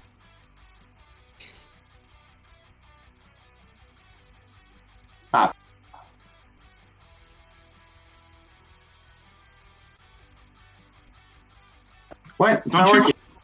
Don't you automatically discount any damage because of the plus 11 modifier? No matter what, you're going to get 12. Oh yeah, but then if I get... if you reduce to 0 and have a free hand... Oh yeah, it doesn't matter. I'm going to beat it anyway. And so since I reduced it to 0, I can make a ranged attack as a monk weapon. So, do you want me to roll now? I wish you could see my face right now. I am very upset. Yeah, go ahead and roll. We're not really doing this in initiative. This is just kind of Calvin Ball. There are no consequences for her action. So it's Dex plus proficiency, right? Yes? I don't... Oh, for attack roll? For an attack roll? Yeah. Cool. Do I beat their AC? You do, yes. Cool. What do I do for damage here, since it's literally just reflecting a bullet back at them? Would it just be the same amount? 11 damage? 1 second. It says I make... Oh, where's it at? I got a deflect missiles. You make a ranged attack with range 2060. It doesn't say what to do for damage. So I guess it's up to you on what the damage should be. I I feel like if you're redirecting a bullet, which is probably hard enough already, it's not going to be a whole lot of damage. But I will give you... I'll give you D4 plus Dex. How about that? Alright. 8. I forgot your Dex is ridiculous. God damn it. Okay, yeah, he takes 8 points of damage from his own gun. Fuck with me. Do it. Shoot at me again. Bet you won't. Okay. Meanwhile, Joe, you're trying to break into this jail cell. Have you rolled for that yet? Yeah, I got a 22. Okay, yeah, you pop that sucker wide open. Woo! You and Shinero standing there with Wenster now, and you see all the cops have their guns drawn on Doomslayer, and Officer Andrews says, "Son, just put the gun down now. We will shoot you." Where does that back entrance go? What? What are you talking about? There's a doorway. Like, Oh no, that's to like an office space, I think. Office space and then sergeant's office. Gotcha. Doomslayer, what do you do? Listen, I don't want to kill anyone. Just let us leave this place, and no one's going to get hurt. You see Officer Andrew take another couple steps closer towards you. He still has the gun raised, and he says, "Put the gun down, now!" Wenster, how do you want to do this? Do you want to ride on my back when I turn into a crazy animal? Or do you just want to run out of here? Probably good, because I'm not a very fast creature, and I also don't have great stealth, and... Can I, before you do that, I want to run to the desk and scribble out a quick note that says, "The drug problem will be fixed by morning. Signed, the feds." And then I come back here and we can hop on his back. Oh my god. Can I send a message to Doomslayer? Because I'm outside now. I'm just going to say, as your DM, I don't think it's going to work just because he's still inside. Damn. Shinero, do you want to hop on as well? I'm gonna turn into something fast. I was thinking of transforming into my dragon. And then just literally busting the wall down. That's a move. That's a good move right there. I think that would attract more attention than we already have because... True. Yeah, I'll just hop on. Doomslayer, you're gonna want to save that for the final match. Doomslayer, make a dexterity saving throw for me. Dexterity saving throw, you said? Yes. He's taking shots. Just deflect them. Easy. Oh? Oh my god. You feel as Stacy tries to free herself from you by kind of trying to free herself from your grasp and duck to the side out of the way so the officers can get a clean shot, but you keep her clenched close to you with your gun pressing against her forehead. Damn! We are terrorists. I know it doesn't look like it, but we are here to help. Alright, okay. Shinero, are you and Wenster ready? Yes, I am ready. Let's go. Alright, I'm gonna turn into a warhorse and dash out of here. Would you have allowed my shatter to break this window right here? What's the radius on your shatter? It's 10 feet, and that's what I was testing. So, like, if I did it from right here, it's still, like, the bare edge of it's still technically in radius. Gotcha. Sure, I'll let you... You break a little bit of the glass. It's not, like, completely shattered, but there's a big, like, crack going down it. Alright. Hey, Charles, break the rest of that window for him. Schmack! Alright, you smack it with something. I guess, like your bow or something. You smack it real good with your bow. My hammer. Most of the glass Alright. kind of shatters out at this point. You see a little hole form in the front of this booth. And then Alright. I'd like to... At this assuming point, the sergeant comes out of his office, hearing all this commotion, Oh, no. Uh-oh. and he's the final boss. No, Whoa! he sees the three of you, especially Wenster, climbing up on Joe's back, getting ready to get out of here. And he begins to run after you and pulls his gun out and aims it at the three of you. Who does this? The sergeant over here. Is that Oh, disadvantage? sorry, I was looking at Is the he bottom too of the far map. I away? gotcha. He's not shooting at you yet. He's just, trying to threaten okay. you. Can I Can I see pull out my the sergeant longbow? from where I am? Wait, Intimidate him back. So, are both of you on my back now, or my saddle, whatever? Yes. Yes. All right, cool. I'm just gonna start dashing. Oh, can I see the sergeant from where I am? Is that- No, I think Is that a you're no? you're a little farther away. You can't quite see him. I was going to try to ring off a shot at him. Yeah, can I ring off a shot at the sergeant? Okay, there's a lot of stuff going on here at once. This is absolutely buck wild, and I love it, but we need to settle some Alright. things here real quick. I dashed out of I'm trying to dash out of the police office. Yeah, I don't think you can make it through that window though. It's only cracked, not busted. The one where I'm at. If you're going that route. Okay, yeah, hang Well- on. Let's take things one step at a time here. Yeah. Joe in horse form, make a dexterity saving throw for me. Okay. And this will kind of determine whether or not you and Shannara and Wentz are able to get out of the way of the shots that the sergeant's going to fire off at you. Doesn't. One way to take him out back.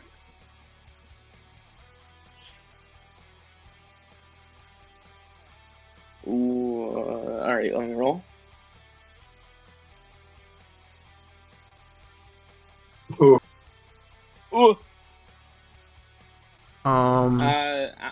It doesn't really say with saves. It just has the generic stat. Well, I just asked you to roll a dexterity saving throw, so that's against my DC. Oh, okay. Let me see what the sergeant's stats look like. Kind of generated.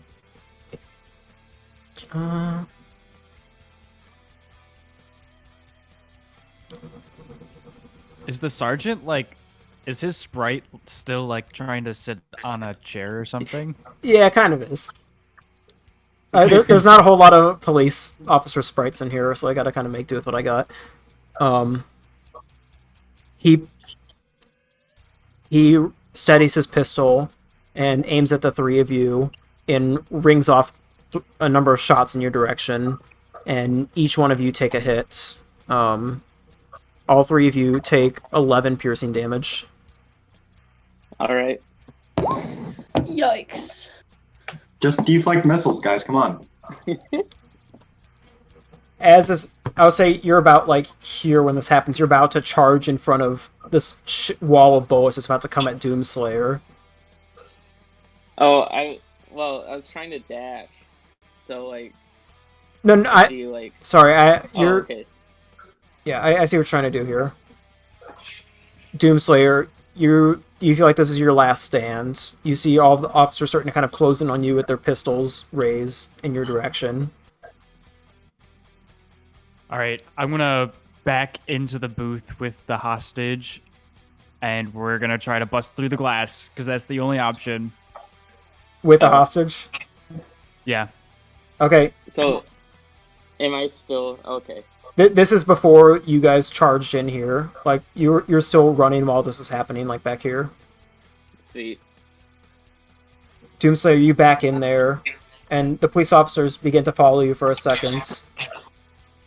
Charles, you see as Doomslayer and Stacy come barreling through the glass and dive onto the floor in front of you.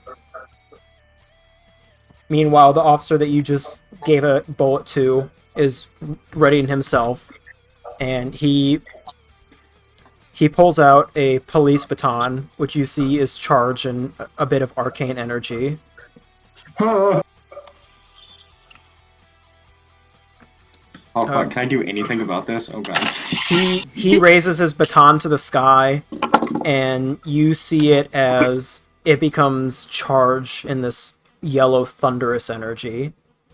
And Can I throw a hammer at him? Make a ranged attack through a window. Dude, I have no idea what to add to this. I've never done any kind of attack before. I just let other people do the rolls. It's D20 plus... Yeah. Could you do...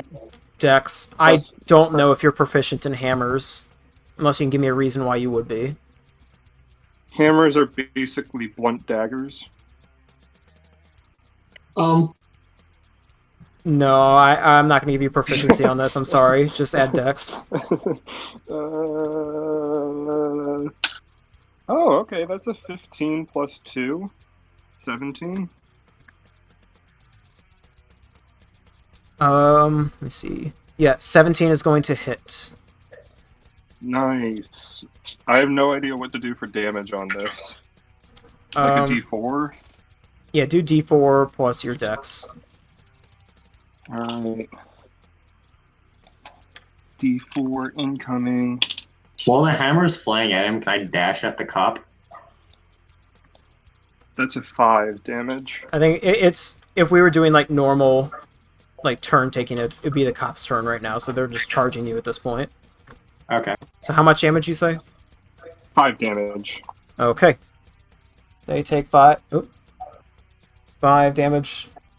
This officer raises their baton to the sky, and it becomes charged in this thunderous yellow energy, and comes over to attack you. By attack who? You, Charles. Oh god. Okay.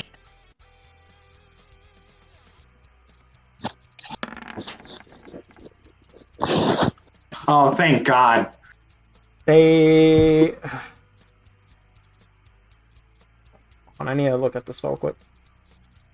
Oh, it's a spell? Oh god.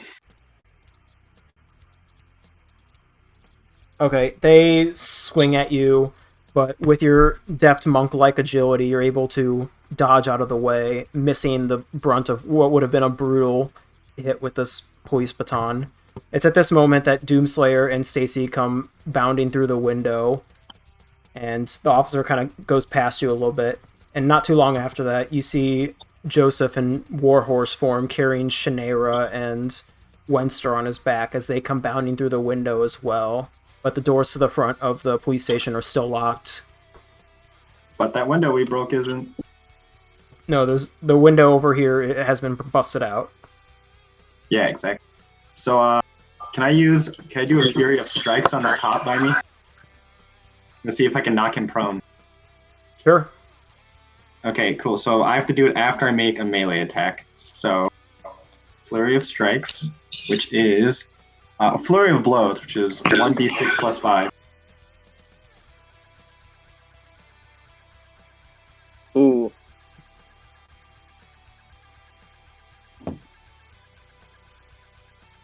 Okay, 14. Does that hit? It does not.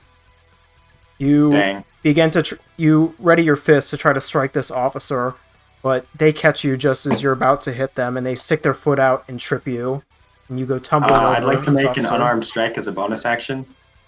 Okay. I'll say as this is going on, the rest of the party, you are all kind of like in this lobby area now. How's that? Does 26 hit? Yeah, you clock this guy in the gut real good. Cool. Now I want to use a key point to do a stunning strike. Okay, what does that do? And that's just a Constitution saving throw against a DC of 11. Alright. Meanwhile, what are the rest of you doing? You just bounding out the window? I want to... So, I assume... I want to do one thing here real quick. You're on my saddle. I don't really know what you can do. No, I have something. Don't you worry. Oh, okay. I'm going to try... I also do 8 damage with that. Okay. Forgot I had to roll damage for that hit. So So what does the stunning strike thing do real quick? They make a Constitution saving throw. If they fail it, they get knocked prone. Yeah, you knock him prone. And you're kind of like on top of Nice. him, just like throwing punches at him as the rest of the party comes barreling through the window. All right, let's do this. Let's go. Wenster, what did you want to do? So, I think it was like 2 episodes ago when Cazador came back from being gone. He gave some of us like random items from his adventures around, and he gave me a wand that I don't know what it does because I rolled so poorly that I think it's a really good wand. And even though I know magic doesn't work in here, I'm just gonna see if I can get it to do something. And assuming that the officers may try and come into this room, just kind of blast it in this direction. All I was told about it is that it's a bubble wand and not actually anything helpful. So I want to try and cast my bubble wand. Yeah, you do something in here. You pull out your wand and a huge fireball comes. No. You pull out your bubble wand and you see a large bubble floating in the direction of the broken glass. Just as Cazador described. Like a soapy bubble. Can it fill up this space? No, it's like less than the size of your palm. It's a bubble. This isn't some SpongeBob shit here, come on. Damn it. Okay, cool. I have a bubble. I'm excited. Alright, do y'all leave? I'm leaving. Yes. Oh God, please get us out of here. Yeah, I'm gonna shove Stacy on the ground and keep the pistol and leave. I held a cop at gunpoint, so and also attacked one. You guys escape from the Vexenberg Metropolitan Police Station, and you begin running off into the distance. I assume towards Robert's Lounge, or are you guys planning to run somewhere else? To the lounge. Yeah. You guys run off, and as you get to the doorstep of the lounge, you hear police sirens ready in the distance trying to pursue you. But Maybe we'll have we to see. should lead them to the lounge. Oh, let's split off and meet up later. So you're not going to the lounge? Not yet. Not yet. Like, Just trying to lay low for a minute? If we both went in different directions and met up at the lounge eventually. Like, just kind of lose the trail, or make them lose our trail. Okay, you guys, instead of going to the lounge, you decide to dip down into a couple of nearby alleyways to try to evade the cops. You know what we could do? Can we go to the restaurant at number 3? Because we've yet to go there, and I'm curious. Can we just dip into there? I want to dip into there. That's what I'm going to do. If anyone else wants to join, that's my plan. Wenster, you run off into a very well-lit restaurant from the outside. It says Volare Ristorante on the outside. Unless you guys tell me otherwise, I'm going to assume that the rest of the party just kind of like dips into an alleyway or something. Yeah. I hide in a trash can. I'm galloping into an alleyway. Yeah, I'm hiding. You guys Can all... I try and yeet myself up on a roof? Okay. Sure. Yeah. I feel like I'm just gonna like fall again. Oh, you're just trying to make up for earlier. Yeah, make a nice acrobatics check for me. We'll end it on this. Oh yeah, let's see. Here we go. Dang it! Wow.